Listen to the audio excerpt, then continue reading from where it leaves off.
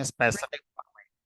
That means ये जो string है, जो कि देखने में एक पोइम सी लग रही है, ट्विंकल ट्विंकल लिटिल स्टार वाली, तो इस स्ट्रिंग को एज इट इज इसी फॉर्मेट में आपको अपने प्रोग्राम से आउटपुट में दिखाना था। अब इस काम को करने के कई तरीके हो सकते होंगे। एक तरीका, आप एक लाइन को एक प्रिंट में लिखें, फिर इसके लिए टैब स्पेस लगाएं, फिर यहाँ पर टैब स्पेस लगाएं, फिर न्यू लाइन लगाएं, ऐसे करके आप करें। एक तरीका ये हो सकता है कि कहीं प्रोग्राम में मेंशन नहीं है कि आपको किस तरीके से करना है, तो आप क्या कर सकते हैं, जो सबसे स्मार्ट वे, जो सबसे आसान वे हो सकता है इस काम को करने का, वो तरीका आप यूज कर सकते हैं। जैसे मैं जो तरीका यूज कर रहा हूँ इस काम को करने का,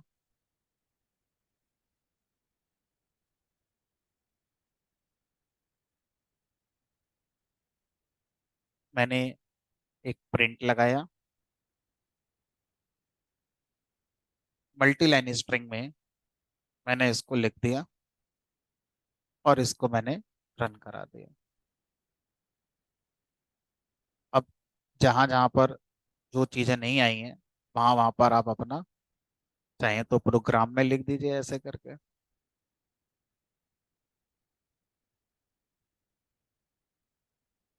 अप और लाइक एक लाइन में है,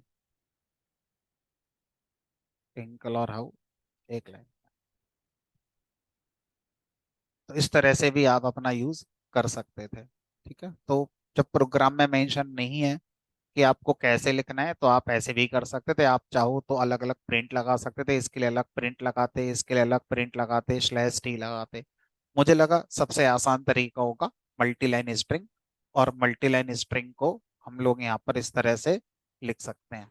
ठीक है, ये हो गया आपका प्रिंट का पहला वाला असाइनमेंट का सॉल्यूशन। अब देखो, दूसरा वाला जो क्वेश्चन था उसमें क्या कहा गया था और उसको हम कैसे सॉल्व करेंगे। Write a program to print names of your 5 friends. आपको एक प्रोग्राम बनाना है जिसमें आप अपने 5 फ्रेंड्स के नेम्स को प्रिंट करेंगे, ईच इन न्यू लाइन, और पांचों दोस्तों के नाम अलग अलग लाइन पर आने चाहिए। यूजिंग सिंगल प्रिंट, आपको प्रिंट एक ही लगाना है। यूजिंग सिंगल स्ट्रिंग, यानी कि पूरे प्रोग्राम में स्ट्रिंग भी एक ही रखनी है, कुछ लाइक जैसे एक ही प्रिंट लगाना है और स्ट्रिंग एक ही रखनी है। इसी एक स्ट्रिंग में आप अपने 5 फ्रेंड्स के नाम लिखे, लाइक सोनू, मोनू, चिंटू, पिंटू, मिंटू, ऐसे करके। लेकिन आउटपुट जब आना चाहिए तो सोनू के बाद न्यू लाइन पर मोनू आना चाहिए, स्ट्रिंग को ब्रेक नहीं करना है। तो स्ट्रिंग के बीच में रहते हुए अगर मुझे आउटपुट में न्यू लाइन चाहिए होती है तो उसके लिए हम बैकस्लैश एन का यूज करते हैं। फिर मोनू के बाद चाहिए, फिर बैकस्लैश एन लगा दिया। फिर चिंटू के बाद चाहिए, बैकस्लैश एन लगा दिया। फिर पिंटू के बाद चाहिए, बैकस्लैश एन लगा दिया। ये हो गया दूसरे क्वेश्चन का आंसर, कि प्रोग्राम बनाना है जिसमें एक प्रिंट होना चाहिए, एक ही स्ट्रिंग में 5 लोगों के नाम, लेकिन आउटपुट पे अलग अलग लाइन पर आना चाहिए। अब तीसरा जो क्वेश्चन था उसमें हमें क्या करना था, यही काम करना था, लेकिन हमें स्ट्रिंग अलग अलग यूज करनी है। 5 फ्रेंड्स के नेम ईच लाइन पर single print and independent string for each name. हर नाम की अलग अलग स्ट्रिंग, लाइक दिस। ये अलग स्ट्रिंग हो गई, ये अलग स्ट्रिंग हो गई, ऐसे करके प्रिंट एक ही लगाना है लेकिन। तो ऐसे करके हमें यहाँ पर लिखना था। आ जाइए। ठीक है, अब हम जानते हैं कि जब हम एक प्रिंट से मल्टीपल वैल्यूज को प्रिंट करते हैं तो मल्टीपल वैल्यूज हमारी एक सेपरेटर से सेपरेट होती हुई प्रिंट होती हैं। और अगर हम वो सेपरेटर नहीं बताएं तो डिफॉल्ट सेपरेटर की वैल्यू स्पेस होती है। अब क्यों ना मैं उस सेपरेटर की वैल्यू स्पेस की जगह पर न्यू लाइन कर दूं। तो अगर मैं सेपरेटर की वैल्यू स्पेस की जगह न्यू लाइन कर दूंगा तो शायद जो क्वेश्चन में कहा गया है वो मैं कर पाऊंगा। 5 फ्रेंड्स के नाम, ईच लाइन पर एक प्रिंट लगाते हुए, अलग अलग स्ट्रिंग का यूज करते हुए। ठीक है। अब चौथा क्वेश्चन क्या है वो समझते हैं। चौथा क्वेश्चन कह रहा है यही काम फिर से करना है, लेकिन इस बार आपने 5 अलग अलग प्रिंट लगाने हैं। दैट मीन्स एक प्रिंट से एक नाम प्रिंट करना है, दूसरे प्रिंट से दूसरा, तीसरे वाले से तीसरा, चौथे वाले से चौथा। ऐसे करके आपको क्या करना है, अलग अलग नाम प्रिंट करना है। और आउटपुट हर बार अलग अलग लाइन पर आना चाहिए। तो अब देखो, ये हमें पता है कि हर प्रिंट जब एंड होता है तो न्यू लाइन से ही एंड होता है। तो मुझे हर प्रिंट के बाद ऑटोमेटिकली न्यू लाइन मिलने वाली है, तो मुझे अलग से कोई सेपरेटर एंड वगैरह लगाने की कोई जरूरत यहाँ पर नहीं पड़ रही है। डायरेक्ट हम इस काम को कर सकते हैं। ठीक है।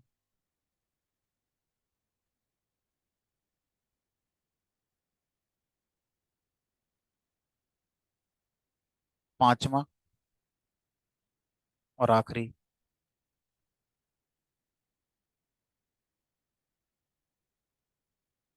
5वां और आखिरी क्वेश्चन था कि आप अपने प्रोग्राम से कोई भी स्ट्रिंग प्रिंट कराएंगे, उसमें आप /t का यूज करिए, /n का यूज करिए। लेकिन जब हम किसी भी स्ट्रिंग में /t/n का यूज करते हैं तो पाइथन में स्पेशल मीनिंग उनको मिलता है आउटपुट में। /t को टैब स्पेस मिलता है, /n को न्यू लाइन मिलता है। प्रोग्राम ये कह रहा है कि आपको उनको एज इट इज प्रिंट करना है, यानी कि उनका जो मीनिंग है वो आउटपुट में नहीं आना चाहिए। टैब स्पेस की जगह /t ही प्रिंट होना चाहिए था आउटपुट में, और /n न्यू लाइन नहीं बनना चाहिए था, और /n ही प्रिंट होना चाहिए था। तो इस काम को करने के मैंने दो तरीके बताए थे, कोई सा भी तरीका आप कर सकते थे। तो एक तरीका था कि आप आर प्रीफिक्स लगा सकते हैं, तो रॉ स्ट्रिंग हमारी बन जाती है और आउटपुट में एज इट इज आ जाता है। ये 5 क्वेश्चन, पांचों का सॉल्यूशन मैंने क्लास में डिस्कस कर दिया है। कई बार ऐसा होगा कि जो सॉल्यूशन मैं क्लास में डिस्कस कर रहा हूँ और जो सॉल्यूशन आपने बनाए हैं, माइट भी वो अलग अलग हों, लेकिन उनका आउटपुट सेम आ रहा है, तो वो सही माने जाएंगे आपके भी, है ना, क्योंकि एक ही काम को करने के कई तरीके हो सकते हैं। जरूरी नहीं है जो मैं बता रहा हूँ वही सही होता है। जो आप कर रहे हैं और आउटपुट सेम आ रहा है, और जो प्रॉब्लम स्टेटमेंट है उसके सारे पॉइंट सेटिस्फाई हो रहे हैं, तो आपका वाला तरीका भी सही माना जाएगा। ठीक है। चलिए, अब बात करते हैं आज के टॉपिक की। आज हमें शुरू करना है एक नया कॉन्सेप्ट।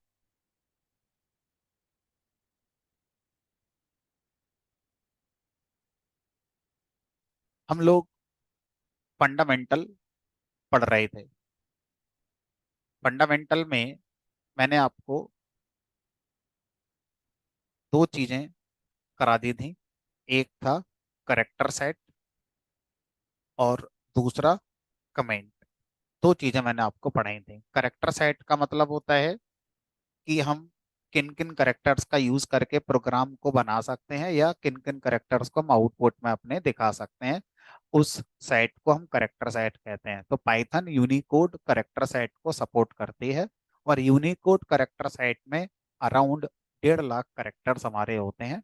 तो पाइथन में हम उन 1.5 लाख करेक्टर को एज स्ट्रिंग यूज कर सकते हैं, डायरेक्ट नहीं, स्ट्रिंग के अंदर हम यूज अपना कर सकते हैं। ठीक है। कमेंट का मतलब होता है कोई भी स्टेटमेंट जो आपने लिखा है जिसको आप एग्जीक्यूट नहीं कराना चाहते हैं, आप चाहते हैं कि इसके लिए मेमोरी लोकेशन ना हो, इसका मशीन कोड बाइट कोड ना बने, तो ऐसे स्टेटमेंट को आप कमेंट बना देते हैं। और उसके लिए इंटरप्रेटर कैसे आइडेंटिफाई करता है, हैश सिंबल। अगर आप किसी भी स्टेटमेंट को हैश सिंबल के साथ स्टार्ट करते हैं तो उसको एग्जीक्यूट नहीं कराया जाता, वो एज इट इज प्रोग्राम में बस लिखा रह जाता है। और उसका यूज प्रोग्रामर अपने फ्यूचर कभी समझने के लिए कि वो क्या लिख रहा था कोड में, उसके लिए करता है। ठीक है। उसका आउटपुट से एंड यूजर से कोई मतलब नहीं रहता है। दो चीजें हमने यहाँ तक पढ़ ली थी। अब आज तीसरा फंडामेंटल हम लोग पढ़ने जा रहे हैं। और तीसरा वाला फंडामेंटल हमारे रियल लाइफ के इंग्लिश लैंग्वेज से काफी कुछ हमारा मिलता जुलता है। रियल लाइफ से कैसे मिलता जुलता है उसको देखते हैं। अगर आपसे कहा जाए कि हम लोग इंग्लिश लैंग्वेज पढ़ते हैं, तो एक स्पेलिंग होती है COLOR, और एक स्पेलिंग होती है COLOUR। अब अगर आपसे कहा जाए कि इंग्लिश, हिंदी या कोई भी जो हमारी नेचुरल लैंग्वेजेस होती हैं, नेचुरल लैंग्वेजेस वो होती हैं जो ह्यूमन टू ह्यूमन कम्युनिकेशन के लिए यूज होती हैं। प्रोग्रामिंग लैंग्वेजेस वो होती हैं जो ह्यूमन टू मशीन कम्युनिकेशन के लिए यूज होती हैं। ठीक है। तो अब अगर आपसे कहा जाए कि मेरी आवाज नहीं आ रही है।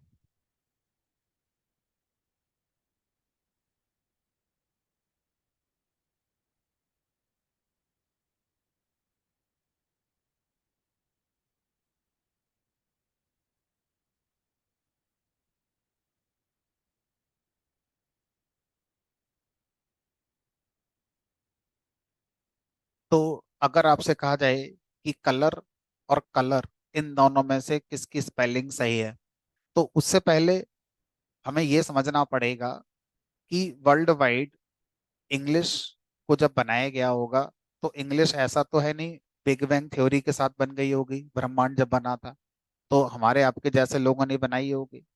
तो कोई तो लोग होंगे जिन्होंने ये स्पेलिंग और इनके मीनिंग रखे होंगे कि इसका मतलब ये होगा, इसका मतलब ये होगा। तो अगर हम वर्ल्ड वाइड देखें, तो दो स्टैंडर्ड इंग्लिश के चलते हैं। एक है ब्रिटिश, ब्रिटिश स्टैंडर्ड, और एक चलता है हमारा अमेरिकन स्टैंडर्ड। ब्रिटिश स्टैंडर्ड और दूसरा है हमारा अमेरिकन स्टैंडर्ड। ठीक है। British standard old style English है अपनी, और अमेरिकन स्टैंडर्ड अभी इन लोगों ने अपनी ऐड करना शुरू करी है। तो इनकी अपनी अपनी संस्थाएं होंगी जो इनको मेंटेन करती होंगी। ठीक है। तो ब्रिटिश स्टैंडर्ड में अगर हम देखें, तो कलर की जो स्पेलिंग होती है वो ये वाली होती है, COLOUR, ब्रिटिश स्टैंडर्ड में। अगर आप इंग्लिश पढ़ रहे हैं, अगर आप अमेरिकन स्टैंडर्ड की इंग्लिश पढ़ रहे हैं, तो अमेरिकन स्टैंडर्ड में आ जाइए, कलर की स्पेलिंग COLOR होती है। ठीक है। तो दोनों स्पेलिंग सही है ना? कोई कमी नहीं है दोनों में से। इसी तरह से अगर हम गणित को इंग्लिश में मैथ बोलें या मैथ्स बोलें, दोनों ही सही है। मैथ्स बोला जाता है ब्रिटिश स्टैंडर्ड में, और अमेरिकन स्टैंडर्ड में मैथ बोला जाता है। इन शॉर्ट, हम और आप लोग डिसाइड नहीं कर सकते कि किस वर्ड का क्या मीनिंग होगा और उसकी क्या स्पेलिंग होगी। ये ऑलरेडी दो स्टैंडर्ड वर्ल्ड वाइड हमारे चल रहे हैं। इन स्टैंडर्ड को मेंटेन करने वाली संस्थाएं होंगी, वो ही डिसाइड करेंगी क्या करना है क्या नहीं करना है। तो यहाँ पे एक वर्ड ओरिजिनेट होता है, वोकेबलरी, शब्दकोश, है ना? तो वोकेबलरी के अंदर क्या होता है, इन शब्दों को रखा जाता है और इनका मीनिंग बना दिया जाता है। हम और आप लोग उस वोकेबलरी को पढ़कर इंग्लिश सीखते हैं, हम उसे बदल नहीं सकते, ना ही कोई नया वर्ड ऐड कर सकते हैं। अब इस कहानी का पाइथन से क्या कनेक्शन है वो समझते हैं। जब पाइथन प्रोग्रामिंग लैंग्वेज बनाई गई, तो पाइथन प्रोग्रामिंग लैंग्वेज के अंदर भी एक वोकेबलरी बनाई गई, और इस वोकेबलरी के अंदर भी कुछ वर्ड्स रखे गए होंगे, और हर वर्ड का एक मीनिंग रखा गया होगा। और पाइथन के प्रोग्रामर से कहा कि आप अपना प्रोग्राम बनाते समय इस वोकेबलरी को यूज कर सकते हैं, लेकिन आप इस वोकेबलरी के अंदर चेंजेस नहीं कर सकते। डेट मीन्स आप किसी वर्ड की स्पेलिंग नहीं बदल सकते, ना उसका मीनिंग बदल सकते हो, और ना ही आप कोई अपना नया वर्ड इस वोकेबलरी के अंदर ऐड कर सकते हो। तो इसको पाइथन में वोकेबलरी की जगह पर एक दूसरे नाम से आपको दिया गया, और उसको हम क्या बोलते हैं, कीवर्ड्स। अब ये टॉपिक पाइथन ही नहीं, हर प्रोग्रामिंग लैंग्वेज के अंदर होता है, कीवर्ड्स या रिजर्व वर्ड्स। ठीक है, ऐसे वर्ड्स जो पहले से ही पाइथन ने डिसाइड कर लिए हैं जिनका पहले से ही कुछ ना कुछ मीनिंग है, आप उनके मीनिंग को बदल नहीं सकते, आप उनके जैसे नए वर्ड नहीं बना सकते हैं। ऐसे वर्ड्स को हम क्या बोलते हैं पाइथन में? कीवर्ड्स कहते हैं। तो हमारा जो नेक्स्ट फंडामेंटल है उसका नाम यही है, keywords. Keywords are reserved words having by language, having specific meanings. We cannot change their meanings. We cannot create new keywords. ऐसे वर्ड्स को हम कीवर्ड्स कहते हैं। अब कितने हैं, इसका आंसर कई बार हम किस वर्जन पे पाइथन पढ़ रहे हैं उस पे डिपेंड करेगा। भाई पाइथन जब 1991 में फर्स्ट टाइम रिलीज करी गई थी, तो उस समय नंबर ऑफ कीवर्ड्स कितने थे वो अलग हो सकते हैं। और आज हम 2023 में पाइथन को डिस्कस कर रहे हैं, 3.11 वर्जन है, तो नंबर ऑफ कीवर्ड्स अलग हो सकते हैं। तो अभी हम बात करें तो there are 35 keywords, 35 keywords in 3.11 version. तो अभी हम 3.11 वर्जन को पढ़ रहे हैं, तो उसमें 35 कीवर्ड्स माइट भी आपको कोई बुक मिल जाए उसमें लिखा हो 32 कीवर्ड्स, तो वो गलत नहीं होगी, लेकिन उसमें वर्जन अलग लिखा होगा, है ना। माइट भी वो वर्जन 3.6 हो, 3.4 हो, है ना। अब जो मैं आज पढ़ा रहा हूँ, मान लो 2024 में कोई कह दे नहीं जी 36 कीवर्ड हो गए, तो गलत थोड़ी ना होगा, वो वर्जन 3.12 हो गया होगा या 4 वर्जन आ गया होगा। ठीक है। अब इन 35 में 32 are in lower case and 3 are in capitalize case. जो 35 कीवर्ड्स हैं, उन 35 कीवर्ड्स को दो तरह से हमें दिया गया। 32 का एक सेट बना दिया और 3 का एक सेट बना दिया। क्यों बनाया ये अभी समझ में आ जाएगा। जो 3 है उनको तो मैं लिख ही देता हूँ। एक है ट्रू, टी कैपिटल, एक है फॉल्स, एफ कैपिटल, और एक है नन, एन कैपिटल। ये तीन ऐसे कीवर्ड्स हैं जो एक सेट में रखे गए हैं, और बाकी के 32 एक में रखे गए हैं। क्या डिफरेंस है? बाकी सब लोअर केस में है और ये कैपिटलाइज केस में है। अपर केस और कैपिटलाइज केस में डिफरेंस होता है। अगर मैं लिख दूं A B C, this is upper case. अगर मैं लिख दूं ए कैपिटल और बाकी सारे करेक्टर लोअर, तो ये होता है कैपिटलाइज केस। तो कैपिटलाइज और अपर में डिफरेंस है। अपर का मतलब सारे करेक्टर अपर केस में होंगे, कैपिटलाइज का मतलब सिर्फ फर्स्ट वाला होगा, बाकी सबको लोअर में होना पड़ता है। तो जो हमारे तीन है वो कैपिटलाइज केस में है, 32 लोअर केस में। अब क्यों का आंसर समझने की कोशिश करते हैं कि ऐसा क्यों करा गया है।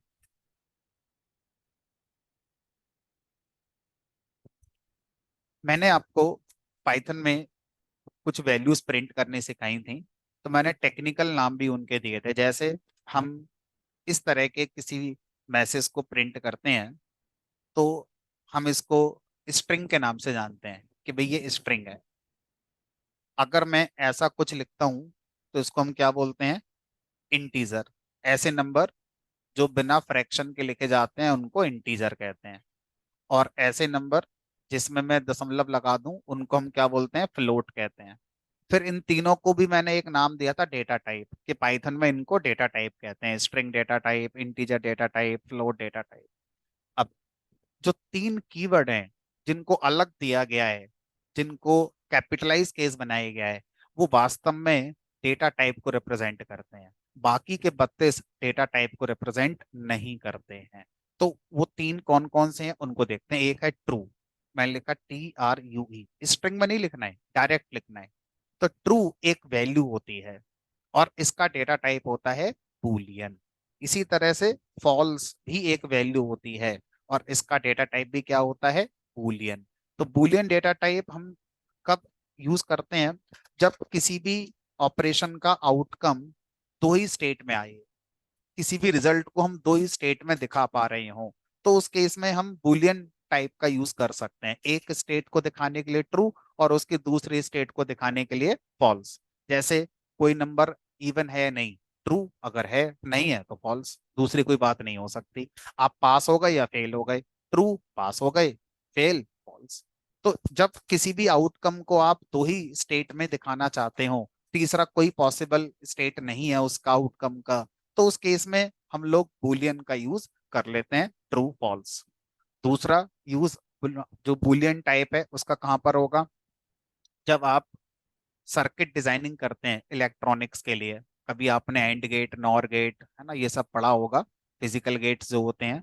तो वहां पर आपके जो सिग्नल्स होते हैं वो 0 1 की फॉर्म में होते हैं।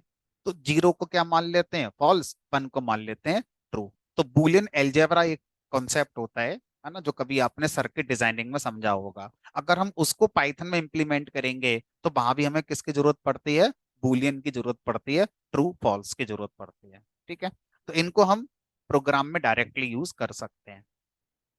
तीसरा है नन। नन पाइथन में एक स्पेशल टाइप होता है। ठीक है, नन नाम से पाइथन में एक टाइप होता है जिसका यूज अभी के लिए तो हमारे लिए ना के बराबर ही है, लेकिन आने वाली क्लासेस में नन टाइप की वैल्यू हम तब यूज करते हैं जब हम किसी को एक डिफॉल्ट वैल्यू के साथ डिफाइन करना चाहें, है ना। जैसे अगर हम अभी तक के एक्सपीरियंस में देखें तो प्रिंट में सेपरेटर और एंड, ये दो होते हैं। अगर इनकी डिफॉल्ट वैल्यू मैं बताऊं तो क्या थी, स्पेस होती है सेपरेटर की और न्यू लाइन की होती है /n। तो अगर मैं यही चाहता हूं कि सेपरेटर की डिफॉल्ट वैल्यू स्पेस आ जाए, तो मैं क्या लिख दूंगा, सेपरेटर इक्वल टू नन। तो अपने आप ही ये उठा लेगा। तो नन का यूज जनरली पाइथन में देखा गया डिफॉल्ट वैल्यू को रिप्रेजेंट करने के लिए। ठीक है, फिलहाल हम नन को प्रिंट कराकर देख रहे हैं।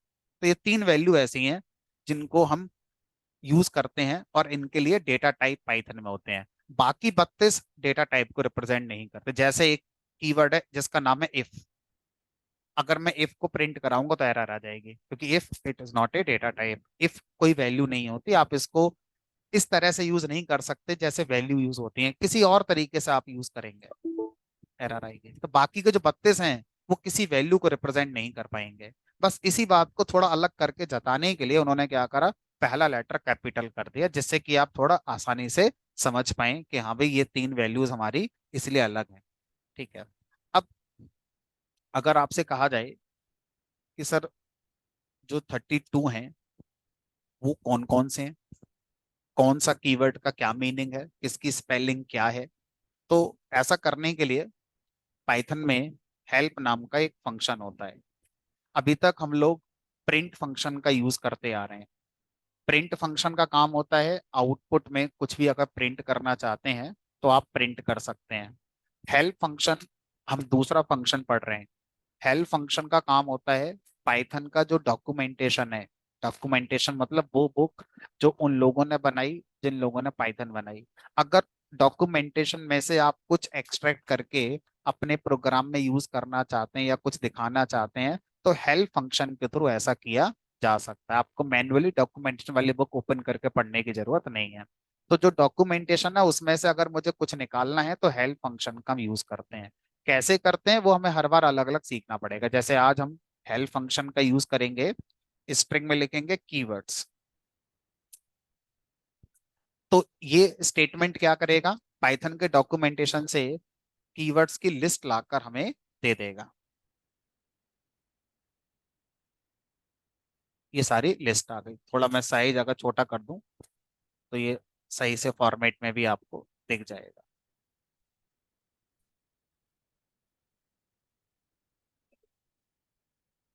ये here is a list of Python keywords, एक, दो, अगर आप इनको देखें तो ये तीन आपके एक जैसे हैं और बाकी के एक जैसे हैं सारे।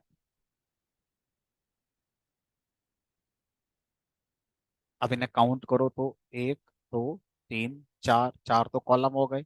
1 2 3 4 5 6 7 8 9, 9 चौक 36। और देखो यहाँ पर एक मिसिंग है, 35 रह गए। ठीक है, अब सर ये कैसे पता चलेगा कि किस कीवर्ड का क्या काम है, कौन सा कीवर्ड क्या करता है? तो किसी भी कीवर्ड का अगर आप काम पता करना चाहते हो तो हेल्प, और हेल्प के अंदर स्ट्रिंग में उस कीवर्ड को लिख दीजिए जिस कीवर्ड का मीनिंग आप समझना चाहते हैं। जैसे मुझे इफ का मीनिंग समझना है तो मैंने यहाँ पर इफ लिख दिया। तो ये क्या करेगा, इफ कीवर्ड का क्या मीनिंग है वो मुझे एक्सप्लेन कर देगा।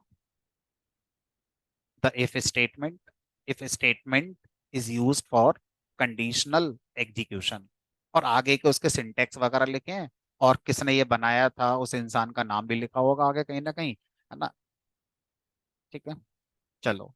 तो अब इस तरह से हम क्या कर पा रहे हैं, इस तरह से हम पाइथन का डॉक्यूमेंटेशन से अगर कुछ पढ़ना चाहते हैं तो आसानी से पढ़ सकते हैं। तो ये हो गया हमारा कीवर्ड्स। तो अभी हम इन 32 कीवर्ड्स को नहीं पढ़ रहे। ये सारे कीवर्ड हमें अलग अलग चैप्टर में मिलेंगे, कोई मिलेगा लूपिंग में, कोई मिलेगा एक्सेप्शन हैंडलिंग में, कोई मिलेगा किसी और टॉपिक में।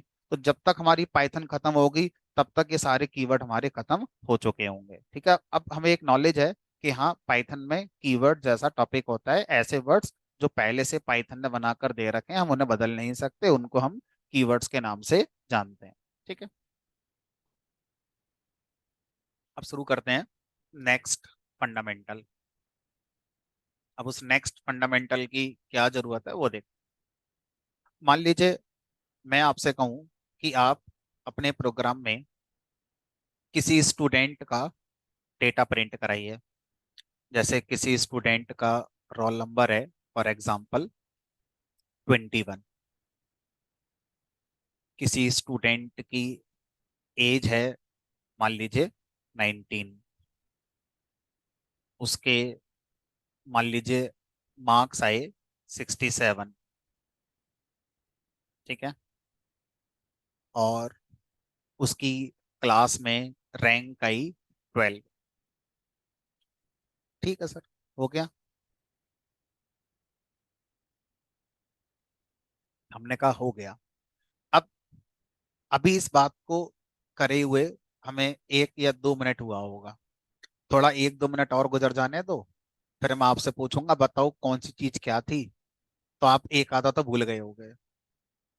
और फिर आधा घंटा गुजर जाने दो, आप सब भूल गए होगे कि पहला कौन था, दूसरा कौन था, तीसरा कौन था और चौथा कौन था। और सर अगर मैं ये किसी दूसरे इंसान से बुला के पूछूं बताओ भाई क्या क्या लिखा है, उसे क्या पता ही रोल नंबर है कि नेम है कि मार्क्स हैं क्या है। तो एक तरीका तो ये है कि भाई हर किसी के आगे कमेंट लिखो ऐसे करके, दिस इज रोल नंबर, ऐसे करके लिखो यहाँ पर दिस इज मार्क्स या दिस इज एज। अब ये तो बड़ी दिक्कत आ जाएगी। मान लो मैंने दोबारा से यहाँ पे लिखा 19, तो अब मुझे फिर से लिखना पड़ेगा कि भाई यहाँ पर मैं ये फिर से एज यूज कर रहा हूँ। तो जितनी बार मैं एज लिखूंगा हर बार कमेंट बनाकर लिखना पड़ेगा मुझे। और मान लीजिए मैंने ऐसा कई बार अपने प्रोग्राम में कर लिया, उसके बाद मुझे लगा यार गलत हो गया, इसकी एज 19 नहीं थी, इसकी एज तो 20 साल थी। अब पूरे प्रोग्राम में ढूंढो कहाँ कहाँ पर 19 लिखा था आपने, और फिर जहां भी लिखा था वहां जाके अब उसको 20 करके आओ, है ना? तो काम थोड़ा मेहनत का हो गया। यहाँ पे 20 करके आओ, फिर यहाँ 20 करके आओ। तो अब इस एक्सपेरिमेंट में हमें दो चैलेंजेस फेस हो रहे हैं।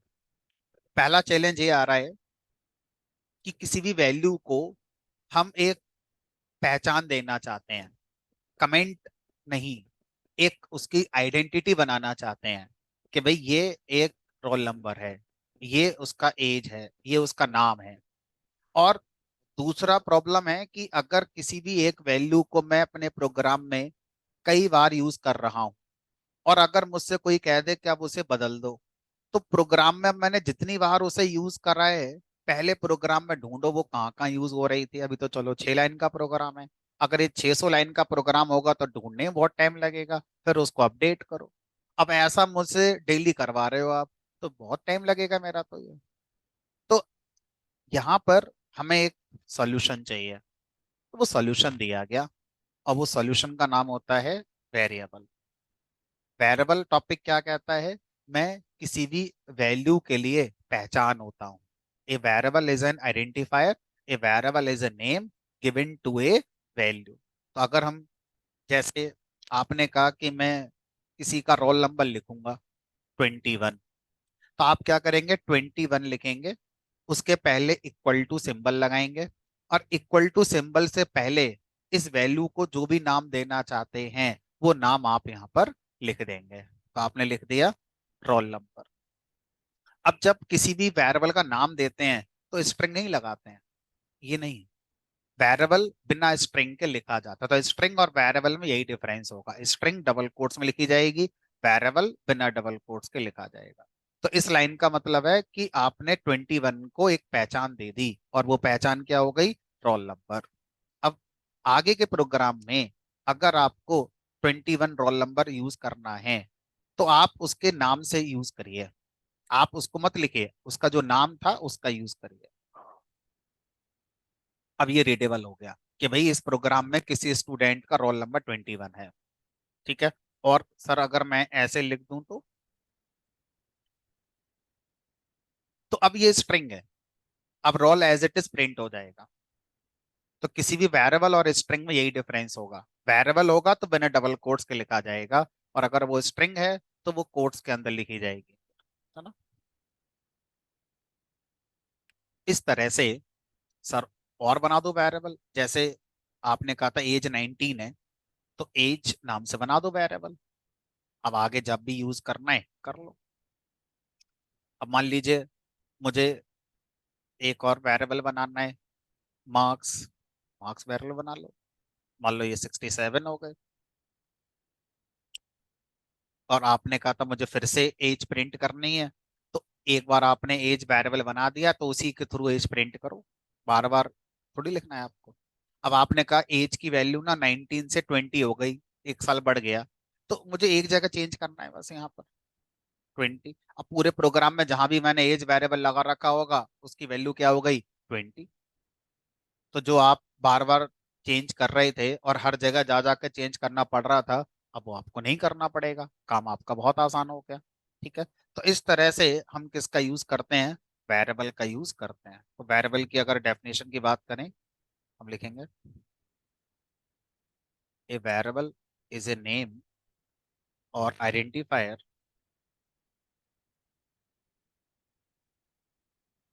Given to a value.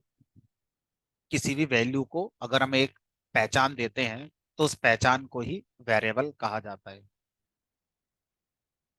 अब इसका सिंटैक्स क्या है हमारा पाइथन में? पाइथन में सिंटैक्स होता है वेरिएबल का नेम, जो भी आप देना चाहते हैं वो देंगे, फिर उसके बाद असाइनमेंट ऑपरेटर जिसको हम जनरली इक्वल टू प्रोनाउंस करते हैं, और जो भी वैल्यू देना चाहते हैं वो वैल्यू आप यहाँ पर दे सकते हैं।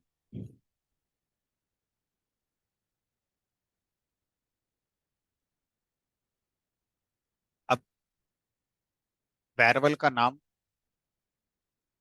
हम जो देते हैं, इसको देने के भी हमें रूल्स बताए गए। Rules for defining variable.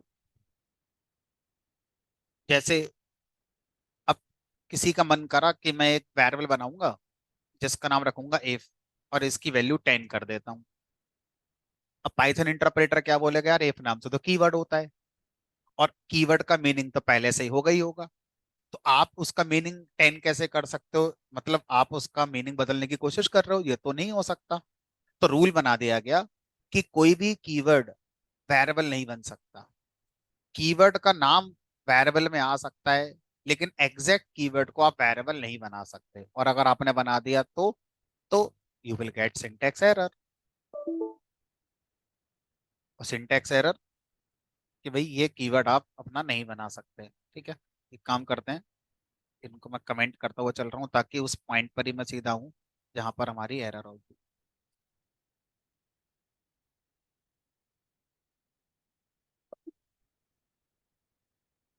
तो जिस लाइन पर एरर आएगी सीधा कर्सर वहां पर हाईलाइट आपका हो जाता है। इस लाइन पर आपकी एरर आ रही है।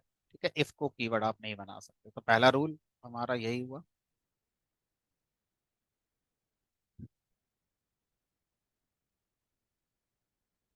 Keyword can not be a variable.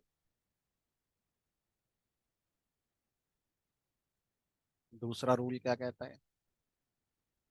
अच्छा ये बताओ, ये सही है? ये सही है, ये कीवर्ड थोड़ी है। तो ये सही है, ये भी सही है। केसेस, पाइथन केस सेंसिटिव है। जो भी चीज लोअर केस में है वो लोअर केस में ही मानी जाएगी, अपर केस में है तो वो अलग मानी जाएगी। तो ये सही है, आप इसका यूज करेंगे तो ये परफेक्ट चलेगा, कहीं कोई प्रॉब्लम इसमें नहीं आएगी। ठीक है, दूसरा रूल ये कहता है कि आप अपने वेरिएबल के नेम की लेंथ कितनी भी बड़ी कर सकते हो, बट मिनिमम एक करेक्टर तो रखेंगे। जैसे आपने मान लीजिए अपनी एज दिखानी है, आप AGE टाइप नहीं करना चाहते, ए लिखकर बताना चाहते हो भाई कि मेरी एज 20 है, तो आप ऐसा कर सकते हो। यानी कि वेरिएबल का नाम सिंगल करेक्टर का हो सकता है, लेकिन इससे रीडेबिलिटी थोड़ी खराब हो जाती है, क्योंकि ए माने एड्रेस भी होता है, ए माने आधार भी होता है, ए माने बहुत कुछ हो सकता है। आप क्या बताना चाहते हो? जिसने प्रोग्राम लिखा शायद वो जानता होगा, लेकिन कोई दूसरा प्रोग्रामर इसको पढ़ेगा तो वो गैस नहीं कर पाएगा कि आप क्या कहना चाह रहे हो। तो इन जनरल अगर हम सिंटैक्स की बात करें तो यस इट इज अलाउड कि वेरिएबल का नाम मिनिमम 1 करेक्टर का होना चाहिए। मैक्सिमम कितने करेक्टर का हो सकता है, इसकी कोई लिमिट नहीं है। आप जितना चाहें उतना बड़ा वेरिएबल का नाम अपना दे सकते हैं, उसकी कोई लिमिट नहीं है। Minimum length must be 1 and no limit for max length. अब सोचो वेरिएबल का नाम आपने ऐसे दे दिया तो आप खुद ही परेशान हो जाओगे। इस वेरिएबल को प्रोग्राम में आप दोबारा यूज करने से पहले कई बार सोचोगे यार करूं कि ना करूं। इतना बड़ा नाम वेरिएबल का आपने दे दिया। बट पाइथन को प्रॉब्लम नहीं है, अगर आप याद रख पा रहे हो तो ये सही है, लेकिन हम ऐसा नहीं करेंगे। तो हमें हमेशा ध्यान रखना चाहिए कि जिस पर्पस के लिए आप किसी वैल्यू का यूज कर रहे हैं उससे मैचिंग करता हुआ ही उसका नाम रखें। जैसे मुझे सर्कल का एरिया निकालना है तो मुझे रेडियस की जरूरत है, तो आप रेडियस के लिए रेडियस नाम का वेरिएबल बना लो, ऐसे करके रेडियस इक्वल टू 4.5 समथिंग करके। आपको एरिया निकालना है तो एरिया नाम का वेरिएबल बना लो, है ना। तो इस तरह के नाम आपको यूज करने चाहिए। ठीक है, अब सर मान लीजिए मुझे क्या करना है, अपने क्लास में कई सारे स्टूडेंट्स हैं, उनके मार्क्स स्टोर करने हैं।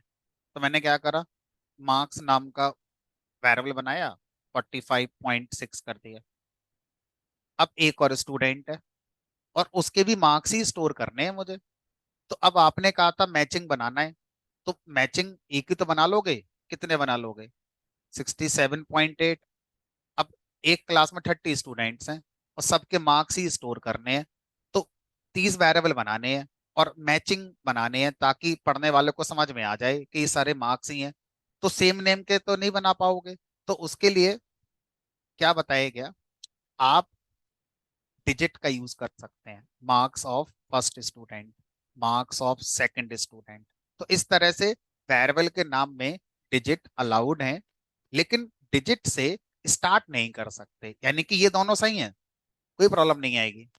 लेकिन आप कहें कि सर मैं ऐसा भी तो कर सकता था, मार्क्स के बाद में क्यों लगाऊं, बीच में लगा देता हूं, सर बीच में लगा दो। अजीब लग रहा है लेकिन सही है। लेकिन शुरू में नहीं लगा सकते, ये एरर आ जाएगी। तो वेरिएबल का नाम डिजिट से स्टार्ट नहीं हो सकता, बाकी कहीं भी आप डिजिट अपना लगा सकते हो, फर्स्ट करेक्टर पे नहीं लगा सकते। ठीक है, तो तीसरा रूल यही हो गया हमारा। Digits are allowed but not as first character. Digit allowed है बट फर्स्ट करेक्टर पे अलाउड नहीं है।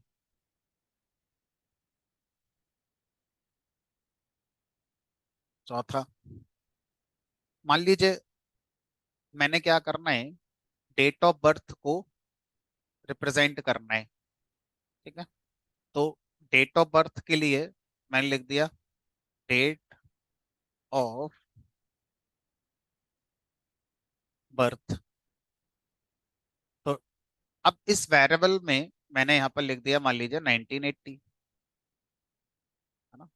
तो जब आप डेट ऑफ बर्थ का यूज करेंगे तो यहाँ पर देखो, ये वेरिएबल आपने इतना बड़ा नाम इसलिए दिया ताकि मैचिंग आप करा पाए कि ये मेरी डेट ऑफ बर्थ है। लेकिन ये नाम जैसे जैसे बड़ा होता जाएगा वैसे वैसे रीडेबिलिटी पुअर होती चली जाएगी। अभी हमें कॉन्टेक्स्ट पता है कि हम इसमें क्या पढ़ रहे हैं। कोई अचानक से नया बंदा क्लास में आ जाए और मैं उसको कहूँ लाइन नंबर 12 पढ़ी है, तो उसको पढ़ने में थोड़ा टाइम ज्यादा लगेगा देन हम लोग जो क्लास में बैठे हैं। वो टाइम बहुत ज्यादा डिफरेंस नहीं होगा, 1 सेकंड का भी कोई हिस्सा होगा, लेकिन ज्यादा लगेगा उसको, क्योंकि वर्ड थोड़ा सा बड़ा है। लेकिन अगर मैं यहाँ पर बीच में स्पेस लगा दूं तो शायद हम दोनों का टाइम एक जैसा लगेगा। अब थोड़ा सा क्लियरिटी ज्यादा है, रीडेबिलिटी हमारी बेटर है। ठीक है, तो जब हम किसी भी वेरिएबल के नाम में स्पेस देने की बात करते हैं तो हमें रोक दिया जाता है कि ये एरर आ जाएगी, आप वेरिएबल के नाम में स्पेस नहीं दे सकते, एरर आ जाएगी। तो स्पेस का इल्यूजन देने के लिए अंडरस्कोर को ऐड कर दिया गया कि आप अंडरस्कोर का यूज कर सकते हैं और ये स्पेस जैसा इल्यूजन आपको देगा। तो आप क्या कर सकते हैं, जब भी वेरिएबल का नाम बड़ा आप लिखते हैं तो आप हमेशा किसका यूज करते हैं, अंडरस्कोर का यूज करते हैं। ठीक है, क्या कोई और सिंबल यूज कर सकते हैं अंडरस्कोर के अलावा, डॉलर, एंड, हैश, एट? हमने कहा नहीं, बाकी सब एरर आ जाएगी। सिर्फ अंडरस्कोर सिंबल ही अलाउड है, इसके अलावा कोई भी सिंबल वेरिएबल के नाम में अलाउड नहीं है। Plus, minus, comma, less than, greater than, dot, सब एरर आ जाएगी। ओनली अंडरस्कोर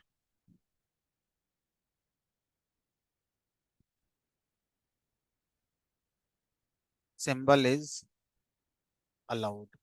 कहीं भी, हमने कहा कहीं भी अंडरस्कोर से स्टार्ट भी कर सकते हैं, हमने कहा अंडरस्कोर से स्टार्ट भी कर सकते, कोई प्रॉब्लम नहीं। तो किसी भी वेरिएबल का नेम दो ही करेक्टर से स्टार्ट हो सकता है, या तो वो अल्फाबेट होगा या वो अंडरस्कोर होगा। ठीक है, डिजिट अलाउड है बट फर्स्ट करेक्टर पे अलाउड नहीं है, बाकी चाहे सेकंड पे लगाओ, थर्ड पे लगाओ, सारी लगाओ, फर्क नहीं पड़ता। ठीक है, अब अगर ये सारे रूल हम ध्यान रखते हैं तो वेरिएबल का नाम हम सही से दे पाते हैं। एक कन्वेंशन है कि पाइथन में जब भी वेरिएबल हम बनाते हैं तो लोअर केस में हम लोग प्रेफर करते हैं।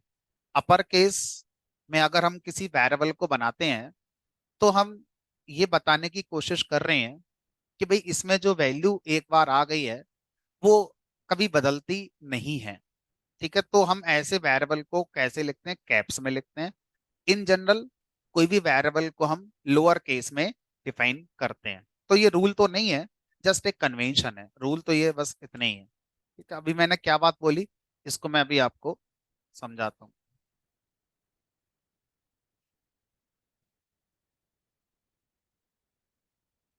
चलिए, अब आप लोग एक प्रोग्राम मुझे बनाकर दिखाएंगे। आपको क्या करना है, आपको अपना नाम, अपने 10th के मार्क्स, अपनी एज मुझे प्रिंट करके दिखानी है, वेरिएबल का यूज करते हुए। अपना नाम, अपने मार्क्स, 10th के मार्क्स, आपका एज, ये तीन चीजें आपको प्रिंट करनी है। तीन वेरिएबल बनाएंगे।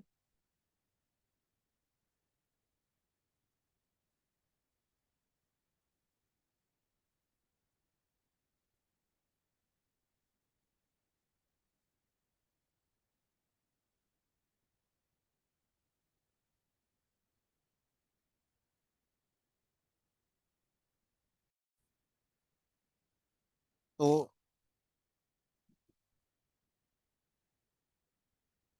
अगर हम देखें तो इससे पहले वाला प्रोग्राम आई गेस सबका हो गया होगा। नेम, मार्क्स, एज, प्रिंट आप ऐसे कराएं चाहे ऐसे कराएं। कोई ऐसा जिसका ये नहीं हुआ है, अभी एरर आ रही है?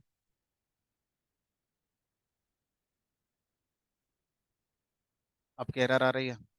दिखाओ।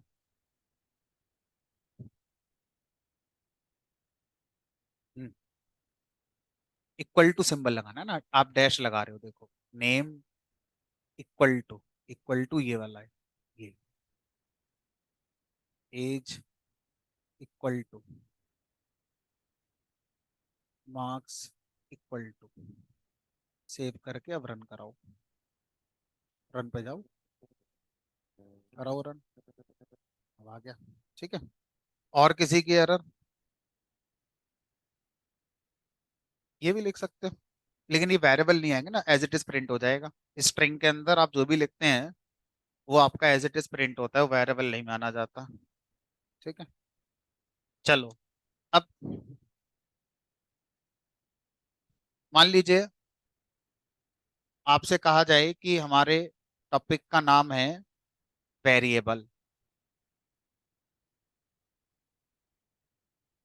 अगर मैं इसको ब्रेक कर दूं दो पार्ट में, तो एक है वेरी और एक है एबल। वेरी माने जो बदलता रहे, एबल माने योग्य, जो अपनी वैल्यू को बदल पाए, उसे हम क्या बोलते हैं? वेरिएबल कहते हैं। ठीक है। हाँ जी, पारस, बताइए, क्या प्रॉब्लम रह गई आपकी? सॉरी, प्रयास, बताइए। हेलो। बताइए सर। सर वो आपके क्या था, वो होस्ट वाली वो पार्टिसिपेंट अनम्यूट नहीं करना सर। आपने? सर वो जो आपने ये लगा रखा ना, पार्टिसिपेंट अनम्यूट देमसेल्फ, वो मतलब अलाउ नहीं कर रखा उसको, एक्सेस मतलब हमें एक्सेस नहीं है म्यूट को खोलने का। हाँ, तो आप हैंड रेस कर दीजिए इसी तरह से, मैं आपको म्यूट अनम्यूट कर दिया करूंगा। बताइए क्या पूछना है। ठीक है, वही पूछ रहा सर। मैं ये पूछा था, जैसे आपने प्रिंट का आपने लास्ट लाइन लिखी थी जो प्रिंट में एज मार्क्स वगैरह, उसमें बैक स्लैश एन लगा के करेंगे तो भी न्यू लाइन से वो प्रिंट करके दिखाएगा? हाँ हाँ, आप वो भी कर सकते ठीक है सर, वही पूछ रहा था। हैं। हाँ, सेपरेटर से बैक स्लैश एन लगाएंगे तो भी न्यू लाइन पर आ जाएगी। ठीक। Separator equal to backslash n string में लिखेंगे ना।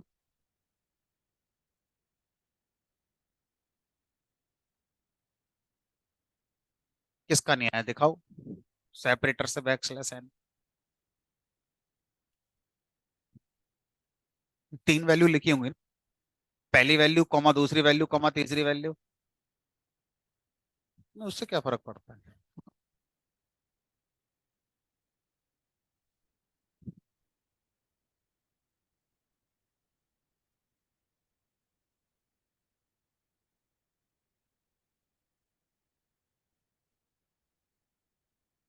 देखो, और सारे यूज केस देखो। अब जैसे तीन हमने वेरिएबल लिखे, अब ये बाय डिफॉल्ट हमारा ऐसे आ रहे हैं। अब मैं इनको न्यू लाइन पर चाहता हूँ, तो मैं क्या लिखूंगा लास्ट में? Separator is equal to slash n. तो कॉमा लगाकर separator equal to slash n, अलग अलग लाइन पर आ गए हमारे यहाँ। तो इससे मैटर नहीं होगा कि ये तीन वैल्यूज थी या वेरिएबल थे, उससे फर्क नहीं पड़ता। दूसरा आपका क्वेश्चन था कि अगर मैंने वेरिएबल डिफाइन किया लोअर केस में और मैं यहाँ पर यूज करूँ कैपिटल में, तो ये अलग मानेगा, एरर आ जाएगी, बोलेगा इस नाम से वेरिएबल तो डिफाइन ही नहीं है। ठीक है, एरर। और देखो, हमें सजेस्ट भी कर रहा है, डिड यू मीन नेम, क्या आपका मतलब ये तो नहीं था? आपने लिख दिया ये, लेकिन शायद ये होना चाहिए था। तो वेरिएबल जिस केस में डिफाइन किया गया है, यूज करते समय उसी केस में आपको यूज करना होगा।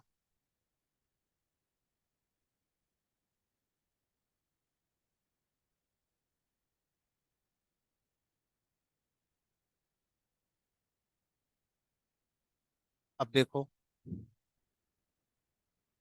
अगर मैं आपसे कहूं कि मैंने एक ए नाम का बनाया वेरिएबल जिसकी वैल्यू 10 कर दी, उसके बाद, उसके बाद नहीं, उसके पहले मैंने ए को प्रिंट करा दिया, तो ये सही है गलत है? किसी भी वेरिएबल को हम यूज करते हैं तो उसका रूल होता है कि पहले वो वेरिएबल डिफाइन हो जाना चाहिए। डिफाइन का मतलब है कि उसको एक वैल्यू मिल जानी चाहिए इक्वल टू सिंबल लगाकर, तो इसको हम बोलते हैं वेरिएबल डिफाइन।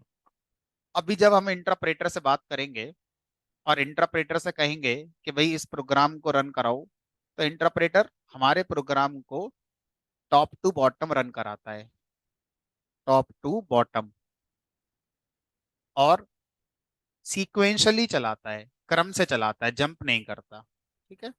जो स्टेटमेंट पहले आएगा पहले उसको चलाएगा, जो बाद में आएगा उसको बाद में चलाएगा। कोई भी स्टेटमेंट अपने प्रीवियस स्टेटमेंट के डेटा का यूज कर सकता है, प्रीवियस स्टेटमेंट में जो वेरिएबल्स आए थे उनका यूज कर सकता है। आगे के लिए क्या है इंटरप्रेटर अभी उन्हें नहीं जानता है।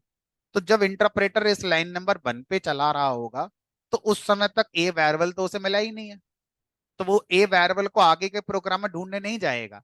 ऊपर जितने स्टेटमेंट अब तक चल चुके हैं सर कोई नहीं चला है, तो सीधा सीधा इंटरप्रेटर क्या बोल देगा, एरर, कि भाई इस लाइन पे ए वेरिएबल इज नॉट डिफाइंड। ठीक है? तो किसी भी वेरिएबल को पहले आप डिफाइन करते हैं, उसके बाद फिर आप उसे अपने प्रोग्राम में यूज कर सकते हैं।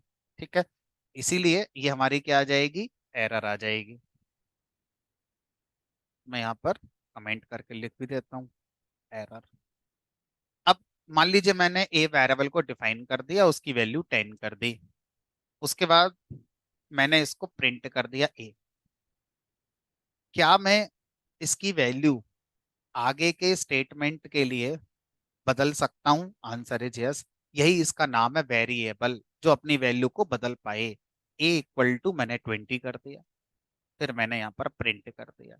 अब हमें समझना होगा कॉन्सेप्ट। कॉन्सेप्ट ये कहता है कि किसी भी वेरिएबल में जब आप वैल्यू बदलते हैं तो उसका इफेक्ट आगे के स्टेटमेंट में होगा, अब तक जो स्टेटमेंट एग्जीक्यूट हो गए हैं उसमें नहीं होगा। या इस लाइन को हम ऐसे भी कह सकते हैं कि किसी भी पॉइंट पर जब किसी वेरिएबल का यूज होता है तो उस समय उसकी क्या प्रोग्राम में सबसे लेटेस्ट वैल्यू थी वो यूज होती है।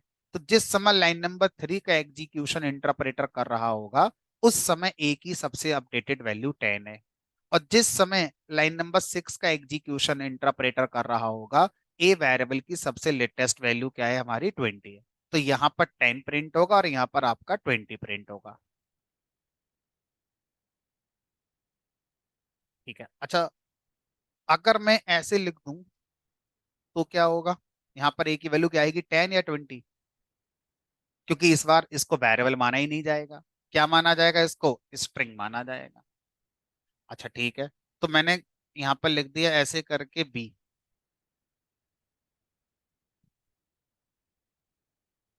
तो अगर आप डबल कोट्स में लिख रहे हैं तो स्ट्रिंग है, डबल कोट्स में नहीं लिख रहे हैं तो वेरिएबल है, और वेरिएबल वो होना चाहिए। ऐसा नहीं है कि वेरिएबल नहीं है तो चलो स्ट्रिंग मान लेते हैं, ऐसा नहीं है कोई, है ना? तो एरर आएगी बी इज नॉट डिफाइंड।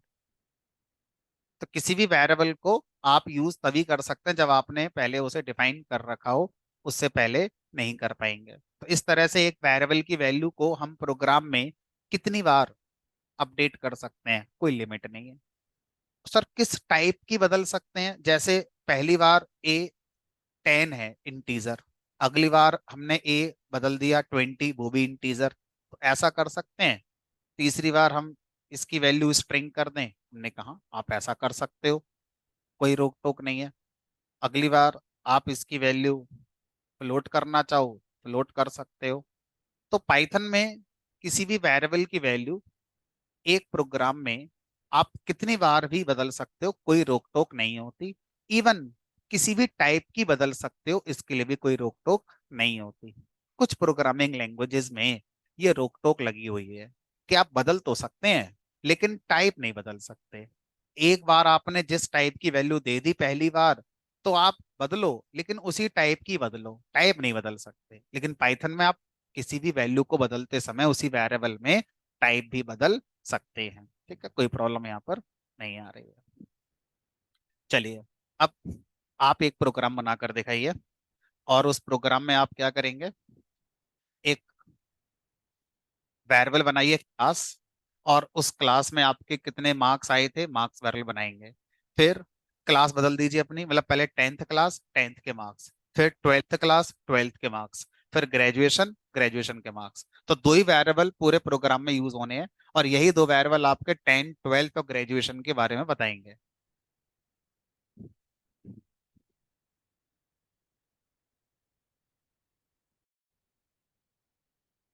ठीक है, तो क्लास एक कीवर्ड हो गया जिसकी वैल्यू लिखते ही आपकी एरर आ जाती है, इसलिए क्लास की जगह आप CLS यूज कर लो या कोई और वेरिएबल का यूज कर सकते हो। और इसके मार्क्स के लिए मार्क्स वेरिएबल यूज कर लो, और जो मार्क्स आए थे अपने दिखा दो, फिर उनको प्रिंट कर देना है। अब कैसे आप प्रिंट करोगे वो आपकी मर्जी है। CLS मैं एक साथ ही प्रिंट कर देता हूँ। फिर आपको अपनी क्लास बदलनी है, लाइक 12th आनी है। फिर 12th के जो मार्क्स हैं वो दिखाने हैं आपको। थोड़ी तरक्की हो गई, घर वालों ने चिल्ला दिया होगा, बढ़ा दिया, प्रिंट हो गया CLS, और ये आपके मार्क्स आ गए।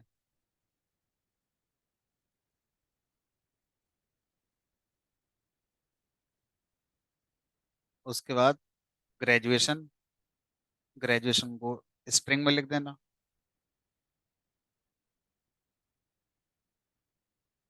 ग्रेजुएशन में B.Tech करिए तो 60% तो आ ही जाते हैं, इंटरनली दे देते हैं इतने हमारे, नहीं तो फेल ही हो जाते हैं बेचारे।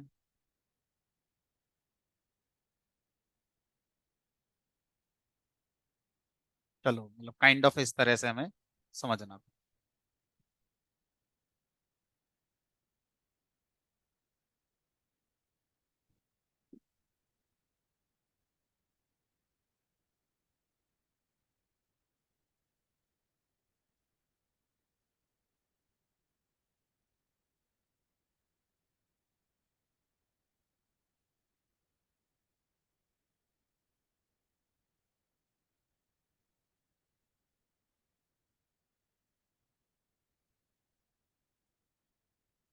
चलो, आई गेस सब लोगों का ये वाला प्रोग्राम भी हो गया होगा, और वेरिएबल पे काम करना अब थोड़ा सा आसान लग रहा होगा, आसान ही है।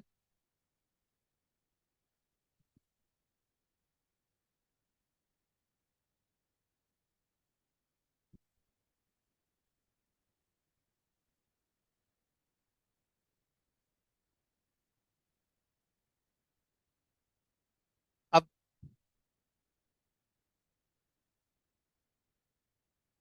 कई बार क्या होता है, हम जब बड़ी एप्लीकेशंस को रन करा रहे होते हैं, तो वो एक सिस्टम पे चल रही होती हैं, दूसरे सिस्टम पे नहीं चल रही होती हैं, सेम कोड है, और उसकी वजह हो सकती है मेमोरी। तो हमें एक डेवलपर के पॉइंट ऑफ व्यू से अगर हम देखें तो हम ये सोचते हैं कि भाई हमारा आउटपुट आ जाना चाहिए, लेकिन हमें साथ में अपने प्रोग्राम का मेमोरी यूसेज कितना हो रहा है उसका भी थोड़ा ध्यान रखना पड़ता है। ठीक है, कई बार ऐसा होता है कि जब हमारा प्रोग्राम बहुत ज़्यादा मेमोरी यूज़ करता है और अवेलेबल नहीं है, तो वो एप्लीकेशन आपकी क्रैश हो सकती है। तो अगर हम मेमोरी के पॉइंट ऑफ व्यू से देखना चाहें वेरिएबल को, तो वो एक बार देखते हैं मेमोरी पॉइंट ऑफ व्यू। तो जब मैं मेमोरी बोलता हूँ आप इसे मेमोरी प्रोनाउंस करो, है ना, उसमें कोई प्रॉब्लम नहीं है। तो हमारे कंप्यूटर में, बताएं सर।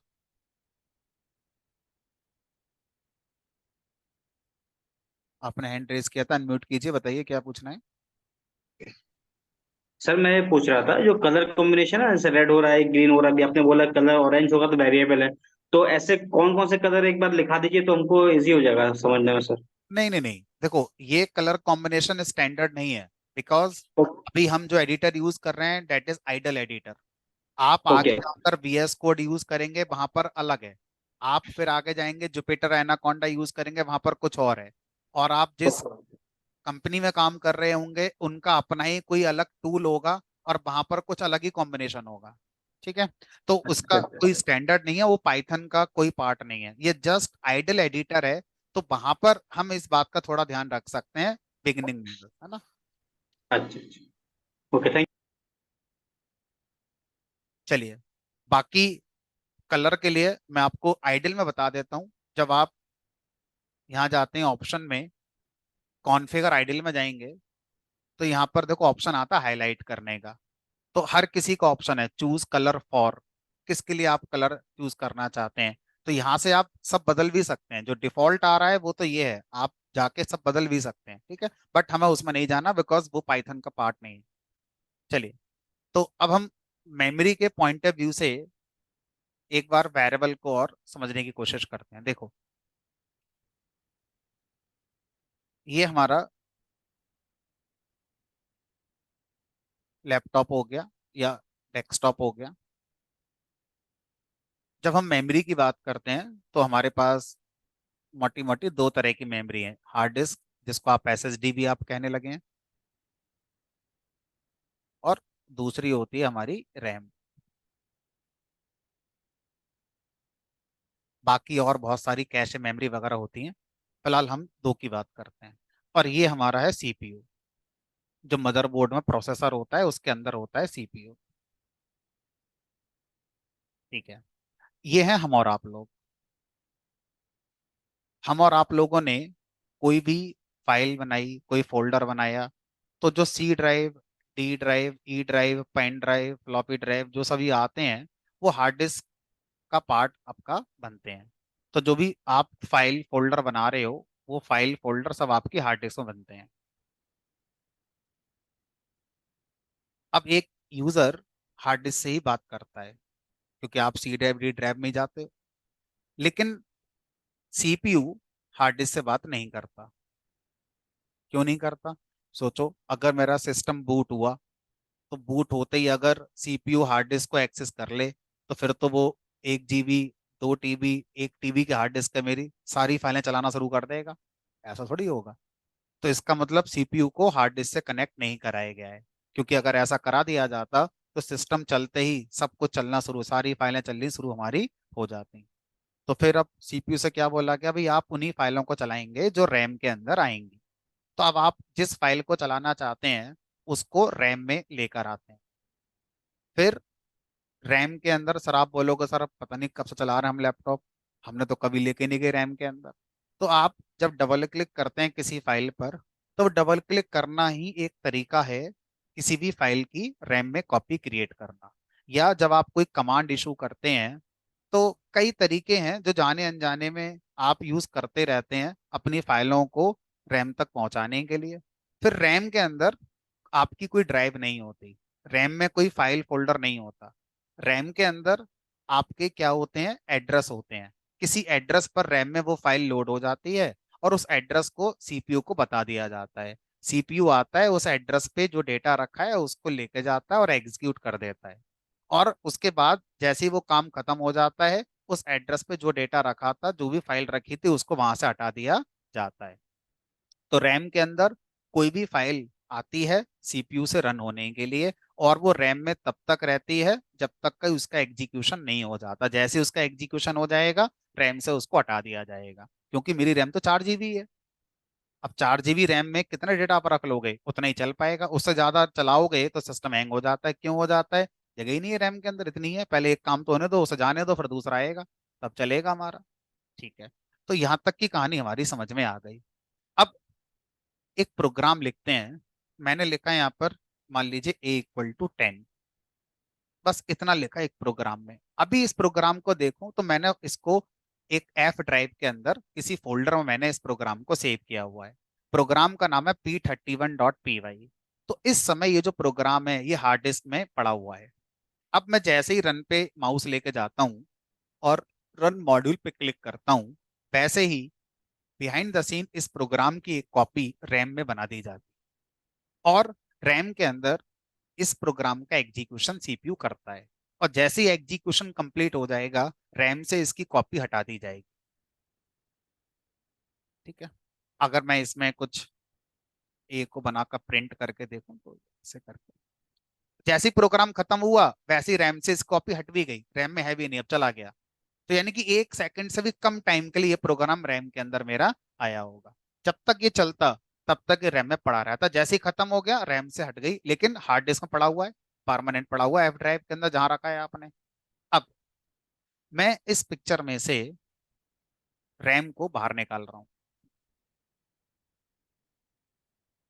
अगर हम देखें तो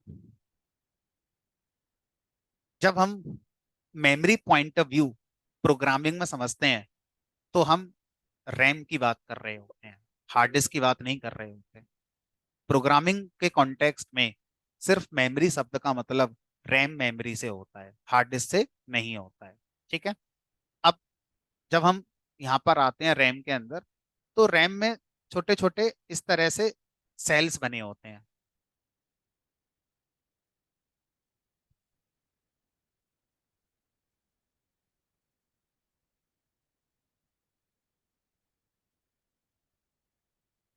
कितने होते हैं, इनका साइज कितना होता है, ये हमारा स्कोप नहीं है। ये ऑपरेटिंग सिस्टम के डिपेंडेंट कॉन्सेप्ट है। आपका NTFS है, FAT32 है, आप विंडोज लाइनेक्स कौन सा चला रहे हो, मतलब एन नंबर ऑफ फैक्टर्स हैं इस बात को डिसाइड करने के लिए कि जो रैम के अंदर ब्लॉक साइज होगा वो कितना बड़ा होगा, कितने ब्लॉक बनेंगे। हम इसको इग्नोर कर रहे हैं, हम मान के चलते हैं ऐसा रैम में कुछ होता है। रैम देखोगे तो दिखाई नहीं देगा ऐसा, लेकिन ऐसा ही रैम के अंदर होता है। अब जैसे ही मैंने रन पे क्लिक करा, रन मॉड्यूल आया, वैसे ही इस लाइन के साथ क्या हुआ, हम उसमें इंटरेस्टेड हैं बस। तो क्या करा, रैम में जहां भी जगह खाली होगी 10 के लिए मेमोरी ब्लॉक रिजर्व कर दिया गया होगा। तो मान के चलते हैं कि यहाँ कहीं खाली जगह थी रैम के अंदर, और यहाँ पर आपका 10 को रख दिया गया। अगर ये इतनी बड़ी वैल्यू है कि वो एक मेमोरी ब्लॉक में आ जाए तो अच्छी बात है, और अगर इतनी बड़ी वैल्यू है कि वो एक मेमोरी ब्लॉक में आएगी नहीं तो 2 दे देंगे, 3 दे देंगे, है ना। तो हमें उसमें अभी इंटरेस्टेड हम नहीं है। हमने कभी इतने में अपना आ गया, जितना बड़ा मेमोरी ब्लॉक हो उसमें 10 हमारा आ जाता है। अब इसकी पहचान कैसे करेंगे, CPU को कैसे बताएं कि 10 रखा हुआ है यहाँ पर। तो रैम के अंदर क्या होते हैं, एड्रेस होते हैं। जैसे अभी जिस बिल्डिंग में आप बैठे हैं उसका एड्रेस है A52 सेक्टर 16 नौदा अथॉरिटी के अकॉर्डिंग।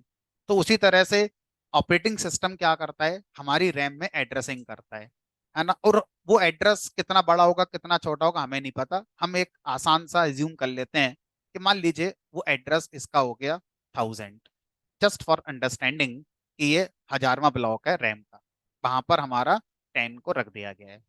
अब अगला काम क्या होगा, एक और मेमोरी ब्लॉक रिजर्व करेंगे। एक और मेमोरी ब्लॉक मान लो यहाँ कहीं खाली मिल गया, ठीक है। और इसमें क्या रखोगे, अब इसमें हम 10 का एड्रेस रखेंगे, यानी कि 10 का एड्रेस 1000 माना है, तो आप यहाँ पर क्या रखो, 1000 रख लो, ये लो। और इस बारे मेमोरी ब्लॉक का भी कोई अपना एड्रेस होगा, ठीक है। अब क्या करोगे, अब जहां पर आपने एड्रेस रखा है 10 का, उस मेमोरी ब्लॉक का नाम वही कर दो जो प्रोग्राम में किसका नाम था, वेरिएबल का नाम था, लाइक ए। तो पाइथन के अंदर जब कोई वेरिएबल आप प्रोग्राम में बनाते हैं तो 2 मेमोरी एलोकेशन होते हैं। ये बात ध्यान रखेंगे, जो मैं आपको समझा रहा हूँ ये पाइथन के लिए है। सी लैंग्वेज, जावा लैंग्वेज में ये है नहीं है, ये उस समय आपको पढ़ाया जाएगा, उस समय की कहानी अलग होगी। पाइथन में कोई भी वेरिएबल का मेमोरी एलोकेशन कैसे होता है, हम सिर्फ पाइथन स्पेसिफिक कॉन्सेप्ट समझ रहे हैं, ठीक है। तो जब भी हम पाइथन में कोई वेरिएबल और उसकी वैल्यू बताते हैं तो 2 मेमोरी लोकेशन होते हैं। पहली मेमोरी उस वैल्यू के लिए जो आप अपने प्रोग्राम में यूज कर रहे हैं, और दूसरी मेमोरी उस वैल्यू के एड्रेस को भी स्टोर करने के लिए यूज करी जाती है। और जहां पर उस वैल्यू का एड्रेस स्टोर होता है उस एड्रेस वाली मेमोरी को हम वेरिएबल का नाम भी दे देते हैं। तो ए हमारा इस वेरिएबल का नाम हो गया। अब अगर मैं इस पूरी पिक्चर को शॉर्ट में दिखाऊं तो मैं इस पूरी पिक्चर को शॉर्ट में ऐसे दिखाता हूँ। ये वो मेमोरी ब्लॉक है जहाँ पे 10 रखा हुआ है, और ये वो मेमोरी है जहां से इसको रेफर किया जा रहा है, जहां से इसको ये रेफर किया जा रहा है, जिसके पास एड्रेस है, यानी कि वो इसको यहाँ पर क्या कर रहा है, रेफर कर रहा है। और ये क्या हो गया हमारा शॉर्टकट, यानी शॉर्ट पिक्चर हो गया फ्रेम का, कि बिहाइंड द सीन जब ये लाइन चलेगी तो इस लाइन के चलने से ये हो जाएगा। यानी कि अभी तक हम लोग ये मान रहे थे कि इस वेरिएबल में ये वैल्यू स्टोर हो गई है। वास्तव में पाइथन में वैल्यू कभी स्टोर नहीं होती वेरिएबल में, उस वैल्यू का एड्रेस ही स्टोर होता है। अब एज ए प्रोग्रामर हमें इस बात से फर्क नहीं पड़ता कि इस वैल्यू को हमने वेरिएबल में रखा है या एड्रेस को हमने रखा है, क्योंकि जब भी हम इस वेरिएबल का यूज करेंगे हमें वो वैल्यू ही मिलेगी, तो हमें ऐसा लगता है कि वो वैल्यू ही रखी हुई है। बट जब हम बिहाइंड द सीन जाके देखते हैं तो पता चलता है कि वैल्यू नहीं थी, एड्रेस था, और इसके थ्रू हम पहुंच रहे थे। इट इज लाइक, अगर मैं एक रियल लाइफ एनालॉजी देखूं तो ये हमारे घर का टेलीविजन हो गया। टेलीविजन को अगर मुझे चलाना है तो मुझे रिमोट चाहिए, रिमोट के थ्रू मैं टीवी तक पहुंचता हूँ। ठीक है, उसी तरह से पाइथन के प्रोग्राम में जब भी कोई वैल्यू आपको यूज करनी है आपको उसके रिमोट की जरूरत पड़ती है। उसका रिमोट क्या कहलाता है, उसका वेरिएबल कहलाता है। तो इस तरह से अगर हम मेमोरी के पॉइंट ऑफ व्यू से वेरिएबल को डिफाइन करने की कोशिश करें तो हम क्या बोलेंगे, a variable is a reference or pointer to a memory block where value is actually stored.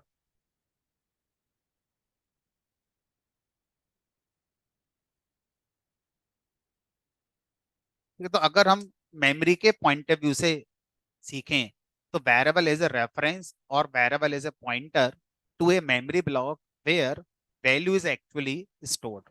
ठीक है, सी लैंग्वेज में इस कॉन्सेप्ट को पॉइंटर के नाम से भी जाना जाता है। सी लैंग्वेज में दो तरह के वेरिएबल हैं, एक यही वाले जो मैंने अभी समझाए पाइथन में, और एक वो जिनका कहीं कोई एड्रेस स्टोर नहीं होता, खुद ही वो वेरिएबल का नाम वो वैल्यू ही कर दी जाती है। पाइथन में सिर्फ एक ही तरह के वेरिएबल हैं, लाइक पॉइंटर वेरिएबल। तो रेफरेंस, रेफरेंस का मतलब समझ में आता है पहले ही हमें। जैसे आपका कोर्स पूरा हो जाए, बीटेक बीकॉम एमबीए जो भी कर रहे हो आप, जॉब ना लगे तो आपको एक रेफरेंस की जरूरत पड़ती है। वो रेफरेंस आपको उस कंपनी तक पहुंचा देगा जहाँ इंटरव्यू चल रहे हैं। तो रेफरेंस की हिंदी होती है जरिया, माध्यम, जिसके जरिए आप कहीं पहुंच पाए। तो हमारा जो वेरिएबल है एक जरिया है वैल्यू तक पहुंचने का, इसीलिए इसको क्या बोलते हैं यहाँ पर हम, रेफरेंस या पॉइंटर, क्योंकि ये उस वैल्यू को पॉइंट कर रहा है जहां पर ये आपको लेके जाएगा, जिसको ये पॉइंट कर रहा है। इन सब की जरूरत हमें क्यों पड़ी, जब मेरी एप्लीकेशन बड़ी होगी और मेरी एप्लीकेशन क्रैश हो रही है तो शायद मुझे एक अंदाजा होगा कि क्यों हो रही है, क्योंकि पाइथन में जब वेरिएबल पर काम किया जाता है तो अननेसेसरी वेरिएबल्स आपको नहीं बनाने चाहिए, क्योंकि जब भी आप वेरिएबल बनाएंगे वो अपनी वैल्यू का एड्रेस जरूर स्टोर करेगा। ठीक है, चलो, तो छोटे मोटी एप्लीकेशन में इन बातों को बहुत ज्यादा हम लोग ध्यान नहीं रखते। जब एप्लीकेशन सर्वर पे चल रही है और एक साथ लाखों यूजर एक्सेस कर रहे हैं, तब लोड बढ़ता है एप्लीकेशन का, तब हमें ये बातें याद आती हैं कि हमने क्या यूज करा था प्रोग्राम में, क्या इस काम को कम वेरिएबल यूज करके कर सकते थे या नहीं कर सकते थे। बहरहाल, अब पाइथन में इस मेमोरी के कॉन्सेप्ट को ऑप्टिमाइज करने के लिए एक और चीज ढूंढी गई। वो क्या, कि मान लीजिए अगर मैंने एक वेरिएबल और बनाया बी, इसकी वैल्यू भी 10 कर दी, तो आपको तो जब प्रिंट कराएंगे बी तो 10 मिलेगा। लेकिन बिहाइंड द सीन अब आपकी जो इमेजिनेशन है वो थोड़ी सी गलत हो जाएगी, क्योंकि आप सोचेंगे 10 ये रहा और ए इसको रेफर कर रहा है, और एक 10 और आ गया और बी इसको रेफर कर रहा है, जबकि ऐसा नहीं होगा। इंटरनली पाइथन इंटरप्रेटर थोड़ा स्मार्ट प्ले करता है यहाँ पर। मेमोरी वेस्टेज को बचाने के लिए 10 को एक ही बार लाएगा और ए से बोलेगा कि आप भी इसके पास जाओ और बी से बोलेगा आप भी इसी के पास जाओ। यानी कि ए और बी दोनों के पास यही 10 का एड्रेस होगा। आपको पता नहीं चल रहा है, आपको तो लग रहा है कि मैंने ए को अलग 10 दिया है, बी को अलग 10 दिया है। बिहाइंड द सीन ये 10 मेमोरी में एक ही बार आया है, दो बार नहीं आया है। अब सर इस बात को प्रैक्टिकली कैसे साबित कर पाओगे आप? मेमोरी में जाके तो देख नहीं आओगे कि रैम में क्या चल रहा है क्या नहीं चल रहा है, आउटपुट से ही हम दिखा सकते हैं। तो उसके लिए हम क्या करते हैं, सबसे पहले किसी भी वैल्यू का एड्रेस निकालना सीखते हैं कि अगर मुझे पाइथन में किसी भी वैल्यू का एड्रेस निकालना होगा तो कैसे हम लोग निकालते हैं। तो आंसर आया, आईडी नाम का एक फंक्शन होता है। आईडी फंक्शन क्या करता है, हमसे वैल्यू मांगता है। ये लो, अब ये वैल्यू रैम में जहां भी पाइथन के प्रोग्राम से रखी गई होगी उसका एड्रेस आपको मिल जाएगा। लेकिन वो एड्रेस प्रिंट नहीं होगा, आपको प्रिंट कराना पड़ेगा। तो मैं आईडी फंक्शन को प्रिंट फंक्शन के अंदर से कॉल कर लेता हूँ। तो ये लाइन क्या करेगी, 10 का ड्यूरिंग एग्जीक्यूशन रैम में क्या एड्रेस था वो एड्रेस लाकर हमें दे देगी। ये एड्रेस हमारा आ गया। एक्चुअल में कहा यह जाता है कि ये जो एड्रेस है ये एक्चुअल एड्रेस ऑपरेटिंग सिस्टम से जो जनरेट होता है वो नहीं होता। एड्रेस इंटरप्रेटर के पास होता है, इंटरप्रेटर उसमें चेंजेस करके हमें एक वर्चुअल एड्रेस बनाकर दे देता है। Because of security concern actual address हमें नहीं मिलता, तो हम मान के चलते हैं यही वो एड्रेस है जो हमारा 10 के लिए मिला होगा। ठीक है। अब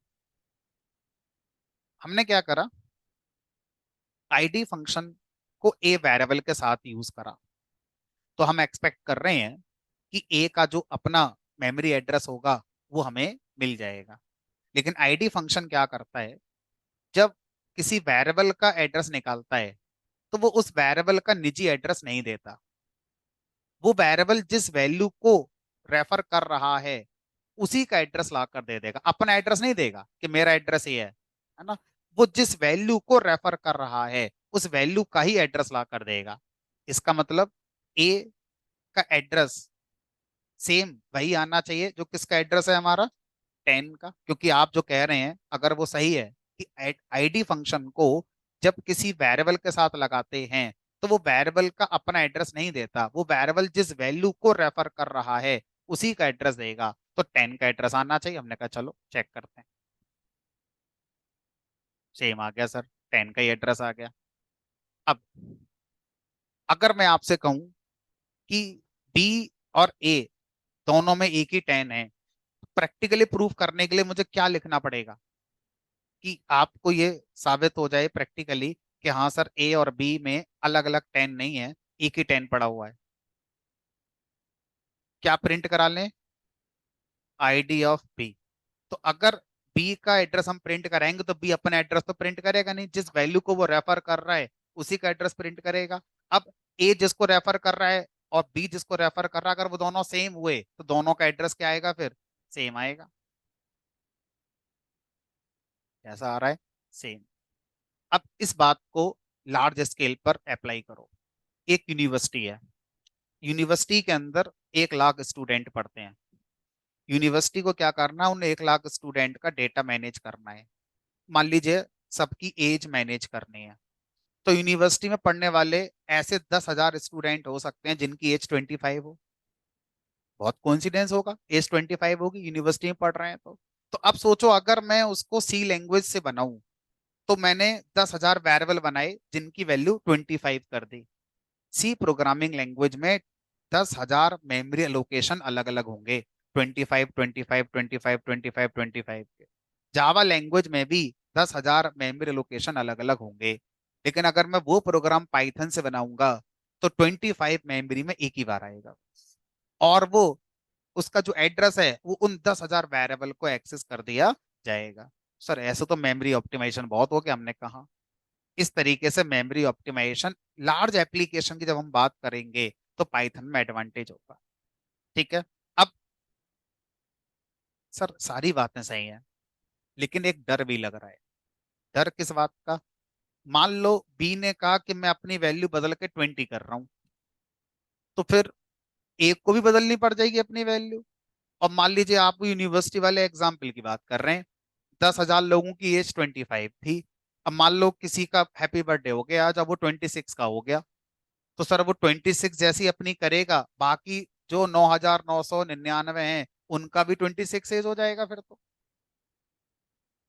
इतनी बात हम और आप सोच पा रहे हैं, तो पाइथन वाले भी सोच ही पाते ही होंगे। जब उन्होंने बनाया होगा ये टॉपिक, तो इसका भी कोई ना कोई सॉल्यूशन दे ही रखा होगा, है ना? तो समझते हैं फिर क्या सॉल्यूशन दिया है। मैंने यहाँ पर क्या करा, b = 20 कर दिया। एक बार पहले ए और बी को प्रिंट करा के देख लेते हैं कि भाई चेंज दोनों में हो गया या फिर एक में ही हुआ। सर एक में ही हुआ है। अब कैसे हो गया सर? दोनों तो एक ही जगह जा रहे थे। मैंने कहा चलो उस कहानी को भी समझते हैं। तो इनिशियल था ये 10 यहाँ पर, और ए यहाँ पर आया,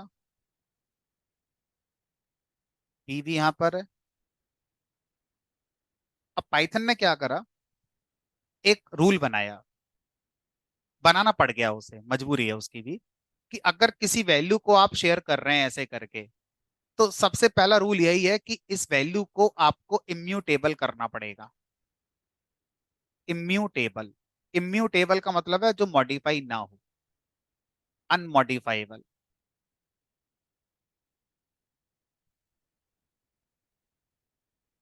दैट मीन्स एक बार इस मेमोरी एड्रेस पे जो लिख गया, वो पत्थर की लकीर हो गया। अब ये डिलीट होगी मेमोरी, इसमें ना तो कुछ ऐड हो सकता है, ना इरेज होकर आप दोबारा कुछ लिख सकते हैं।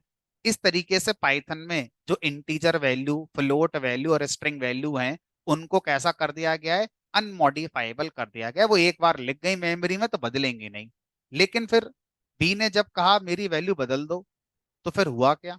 तो क्या करा गया, कोई ऐसी मेमोरी ढूंढी गई जहां पर पहले ही 20 पड़ा हुआ था, और बी को उसके साथ अटैच कर दिया। और सर अगर ऐसी मेमोरी कहीं है ही नहीं जहां पे 20 पड़ा है, तो नहीं बना देंगे, वहां पर 20 आ जाएगा।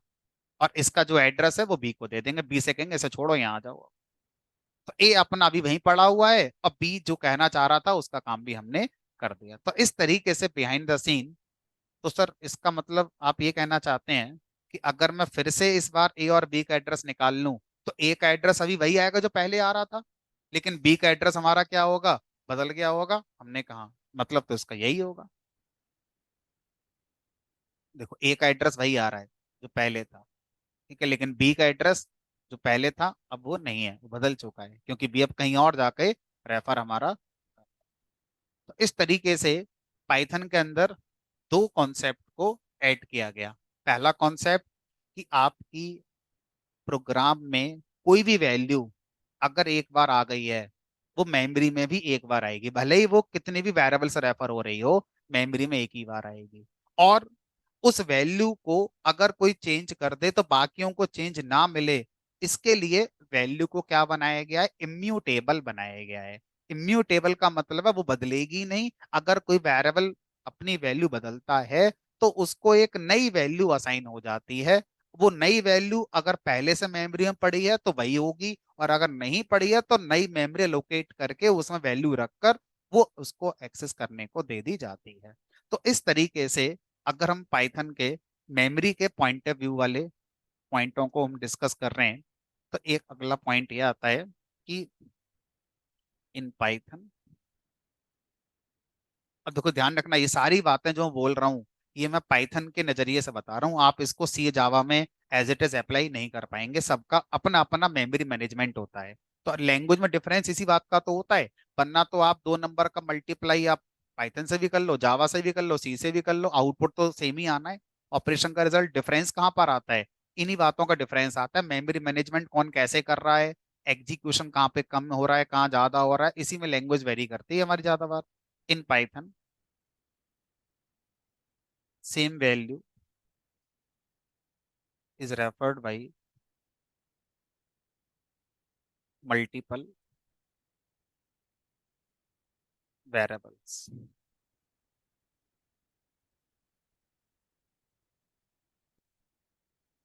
Integer, float, string and boolean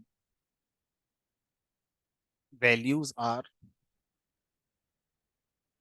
immutable, that is unmodifiable.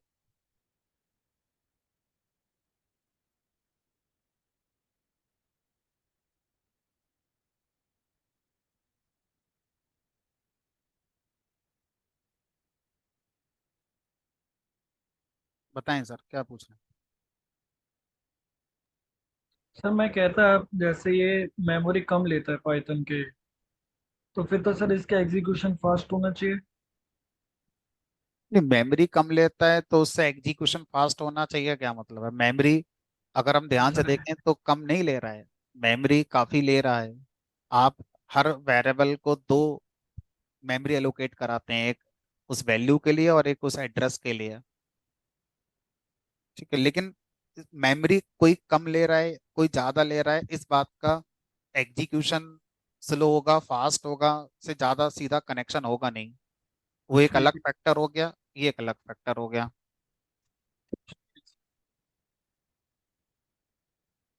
ठीक है, चलो। हाँ।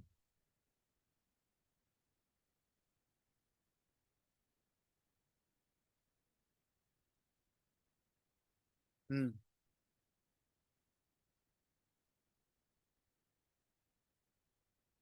मैं जो आप कहना चाहते हैं एक अलग प्रोग्राम से कर लेता हूँ। मेरे पास ए वेरिएबल है जिसकी वैल्यू वही है जो बी की वैल्यू है। ठीक है, फिर आपने कहा सर सी भी ले लो। अब सी में क्या करूं बताओ? अलग वैल्यू कर दी सी में। बिल्कुल सही, ए और बी सेम को रेफर कर रहे होंगे।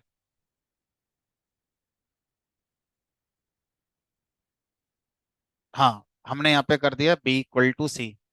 तो अब बी में किसकी वैल्यू आ गई? सी वाली। यानी कि अब बी और सी सेम एड्रेस पर जा रहे होंगे, तो अगर मैं आईडी ऑफ बी निकालूं आईडी ऑफ सी निकालूं, दोनों की कैसी आएगी? सेम आनी चाहिए।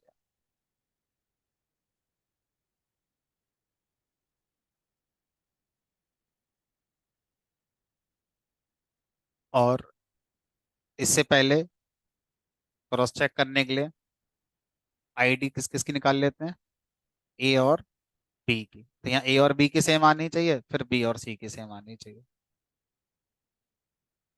ए और बी की सेम आ रही है। ठीक है, फिर बी की बदल गई, बी की वो हो गई जो सी वाली थी। ठीक है, चलो। तो इस तरह से वेरिएबल का जो चैप्टर है पाइथन में ये हमारा कंप्लीट हो जाता है। अब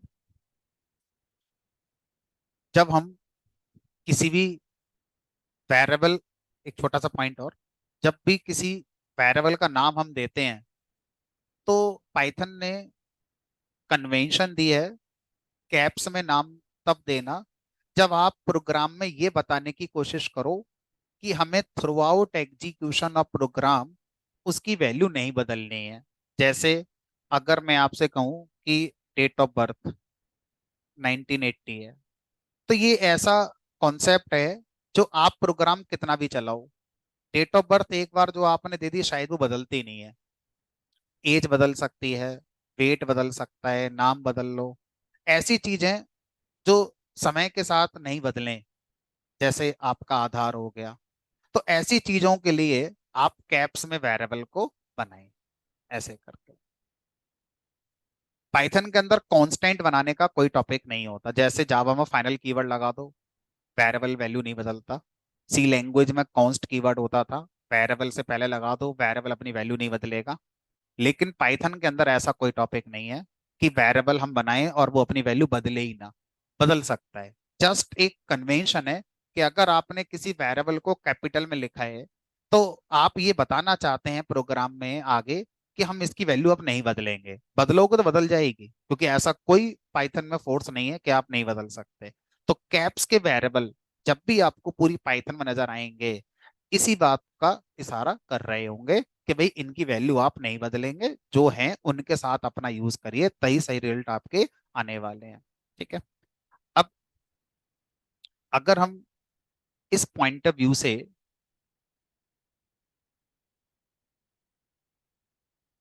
पाइथन के लिए डिवाइड कर दें तो प्रोग्रामिंग लैंग्वेज को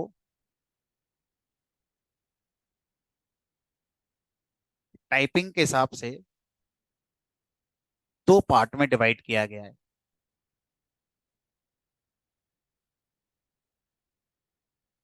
पहला होता है हमारा static statically typed language, statically typed, और दूसरा होता है dynamically typed. Statically typed language ये कहती है कि अगर आपने कोई वेरिएबल बनाया और उसमें आपने कोई वैल्यू रखी, तो ये वैल्यू किस टाइप की है, इंटीजर। तो आपको ना वेरिएबल के पहले भी बताना पड़ता है कि ये इंटीजर वैल्यू ही स्टोर करेगा। तो ऐसे करके मुझे ना लिखना पड़ेगा कि भाई ये हमारा इंटीजर को स्टोर करने के लिए बनाया जा रहा है। ठीक है। डायनेमिकली टाइप्ड लैंग्वेज ये कहती है कि आप रहने दो, हम अपने आप देख लेंगे, क्या वैल्यू आप रख रहे हो उसी टाइप का वेरिएबल अपने आप हो जाएगा। आपको बताने की जरूरत नहीं है कि भाई ये वेरिएबल किस टाइप की वैल्यू को स्टोर करने वाला है। स्टैटिकली टाइप्ड लैंग्वेज में सी आती है, सी प्लस प्लस आती है, जावा लैंग्वेज आती है, और भी लैंग्वेज हैं जो आती हैं, सी शार्प वगैरह। डायनेमिकली टाइप्ड लैंग्वेज में एबीसी लैंग्वेज आती है, पाइथन लैंग्वेज आती है, आर लैंग्वेज आती है, और भी लैंग्वेजेस हैं जो हमारी आती हैं। तो अब अगर मैं इस बात को शब्दों में लिखना चाहूँ तो मैं ऐसे लिख सकता हूँ, स्टैटिकली टाइप्ड लैंग्वेज में programmer is responsible to manage data type of a variable, whereas in case of dynamically typed language, language itself is responsible to manage data type of a variable। तो अब आपसे कोई ये पूछे कि फिर programmer के पॉइंट ऑफ व्यू से, यानी कि जो इंसान है हम और आप प्रोग्रामर, हमारे पॉइंट ऑफ व्यू से कौन सी प्रोग्रामिंग लैंग्वेज हमें आसान लगेंगी, स्टैटिकली टाइप्ड हमें आसान लगेगी या डायनेमिकली टाइप्ड लैंग्वेज हमें आसान लगेगी। डायनेमिकली टाइप्ड हमें आसान लगेगी, इसलिए पाइथन हमें आसान लगती है compare to C plus plus, compare to Java. क्योंकि अगर हम वेरिएबल पढ़ रहे होते अभी सी जावा में, तो पहले सारे डेटा टाइप की लिस्ट याद करो, कितने होते हैं। इंट है, फ्लोट है, डबल है, फिर बाइट है, शॉर्ट है, साइंड है, अनसाइंड है, पता नहीं कितने होते हैं। सबकी रेंज याद रखो, किसकी रेंज कितनी होती है। वो सब पाइथन प्रोग्रामर के लिए इनिशियल लेवल पर खत्म हो गया। आप अपनी वैल्यू सोचो, वेरिएबल में रखो, बात खत्म, बाकी जो भी होगा लैंग्वेज अपने आप देखेगी।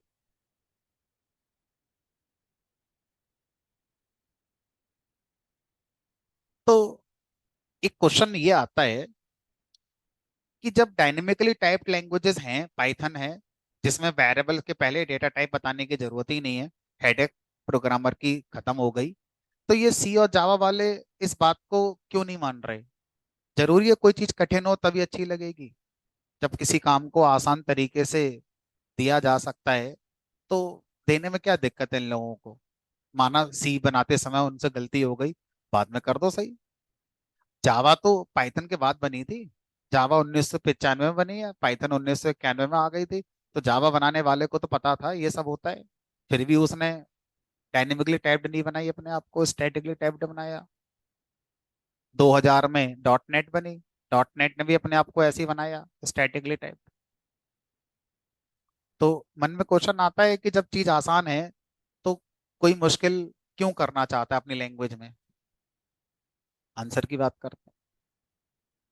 मैंने लिखा A = 10, A = 20, A = 30। मैंने लिखा int A = 10, A = 20, A = 30।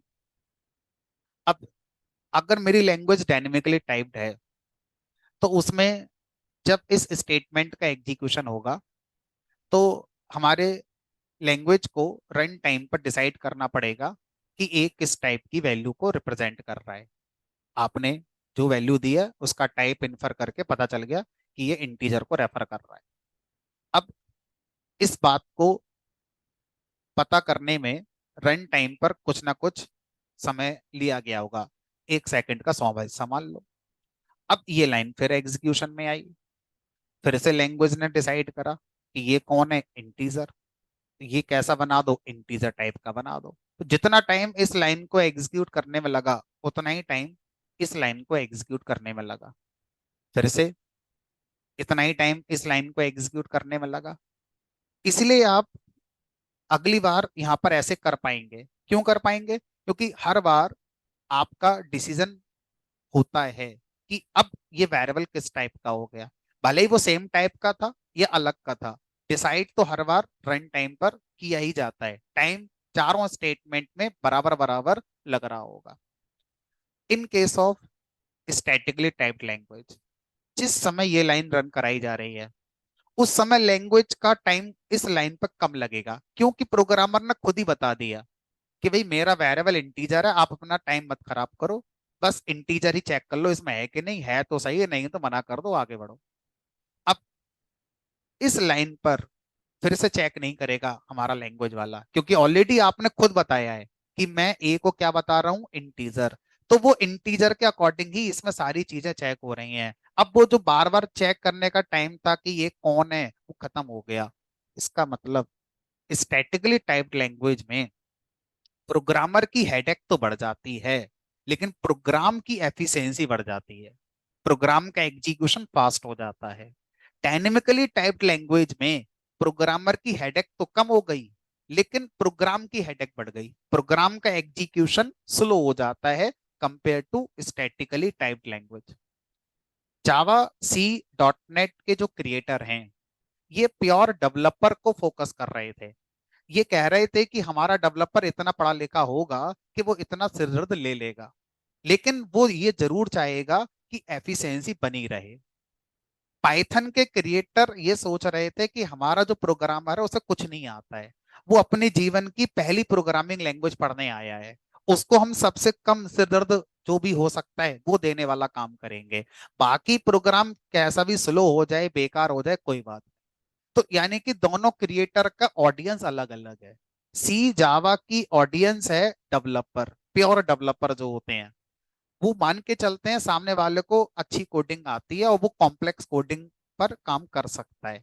Python की ऑडियंस ये सोचकर बनाई गई, पाइथन ये सोच कर बनाई गई है कि सामने वाला कुछ नहीं जानता, लेकिन फिर भी वो कोडिंग सीखना चाहता है तो वो पाइथन के थ्रू सीख सकता है, भले ही ऐसे डिसीजन लेते समय पाइथन के एग्जीक्यूशन को कंप्रोमाइज करना पड़ा है। और कई बार ऐसा हुआ है पाइथन में, जब भी ये दो बातें आई कि एग्जीक्यूशन या सिंप्लिसिटी, पाइथन ने हमेशा सिंप्लिसिटी को चुना है, सी और जावा ने हमेशा एग्जीक्यूशन को चुना है कि नहीं भाई हम तो लैंग्वेज का ध्यान रखेंगे, हमारा प्रोग्रामर तो पढ़ा लिखा होता है, वो अपने आप कर लेगा जो करेगा वो। ठीक है, तो यहाँ पे डिफरेंस आ जाता है डिसीजन मेकिंग में। तो इस तरह से कंप्यूटर साइंस में दो तरह की प्रोग्रामिंग लैंग्वेजेस टाइपिंग के हिसाब से हो गई।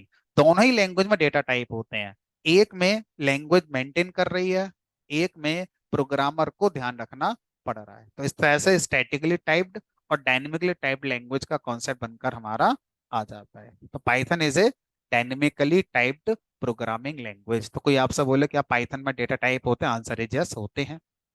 अब सर इस बात को किसी भी तरह से प्रैक्टिकली करके दिखा सकते हैं आप? हमने कहा चलो, मैंने लिखा A = 10। आप बताओ, आज तक इसको आप इंटीजर कहते आ रहे हो, टाइप नाम का एक पाइथन में फंक्शन होता है। ये कह रहा है कि आप चाहो तो मुझसे पूछ सकते हो कि इंटरप्रेटर ने किसी वैल्यू को क्या टाइप दे रखा है। हमने कहा बताओ 10 क्या है, तो ये क्या करेगा, 10 को इंटरप्रेटर क्या मानता है उसका टाइप लाकर आपको दे देगा, लेकिन प्रिंट नहीं कराएगा, प्रिंट आपको ही कराना पड़ेगा। मैं कहा चलो प्रिंट करा लेते हैं। पहली बार हमें इंट दिखाई दिया, क्लास कुछ होता है अभी इसको इग्नोर करते हैं, लेकिन हाँ इंट शब्द आप जो बोलते थे वो होता भी है, पाइथन में दिखाई दे रहा है। और अगर मैं इसी तरह से आपसे कहूं कि मैं टाइप ऑफ ए निकालूं, तो सर वैल्यू इंट है तो वेरिएबल का टाइप भी अपने आप क्या हो गया होगा, इंट ही हो गया होगा, क्योंकि जो वैल्यू का टाइप है वही वेरिएबल का टाइप बन जाता है पाइथन में। इसी में तो टाइम लग रहा है डिसाइड करने में। अब अगर मैं आपसे कहूं कि नहीं मैं टाइप निकालूंगा इस वैल्यू का 2.5, तो ये हमने अब तक कैसी सुनी है, तो ये फ्लोट भी है। अब अगर मैं यहाँ पर लिख दूं ऐसे करके, मान लीजिए,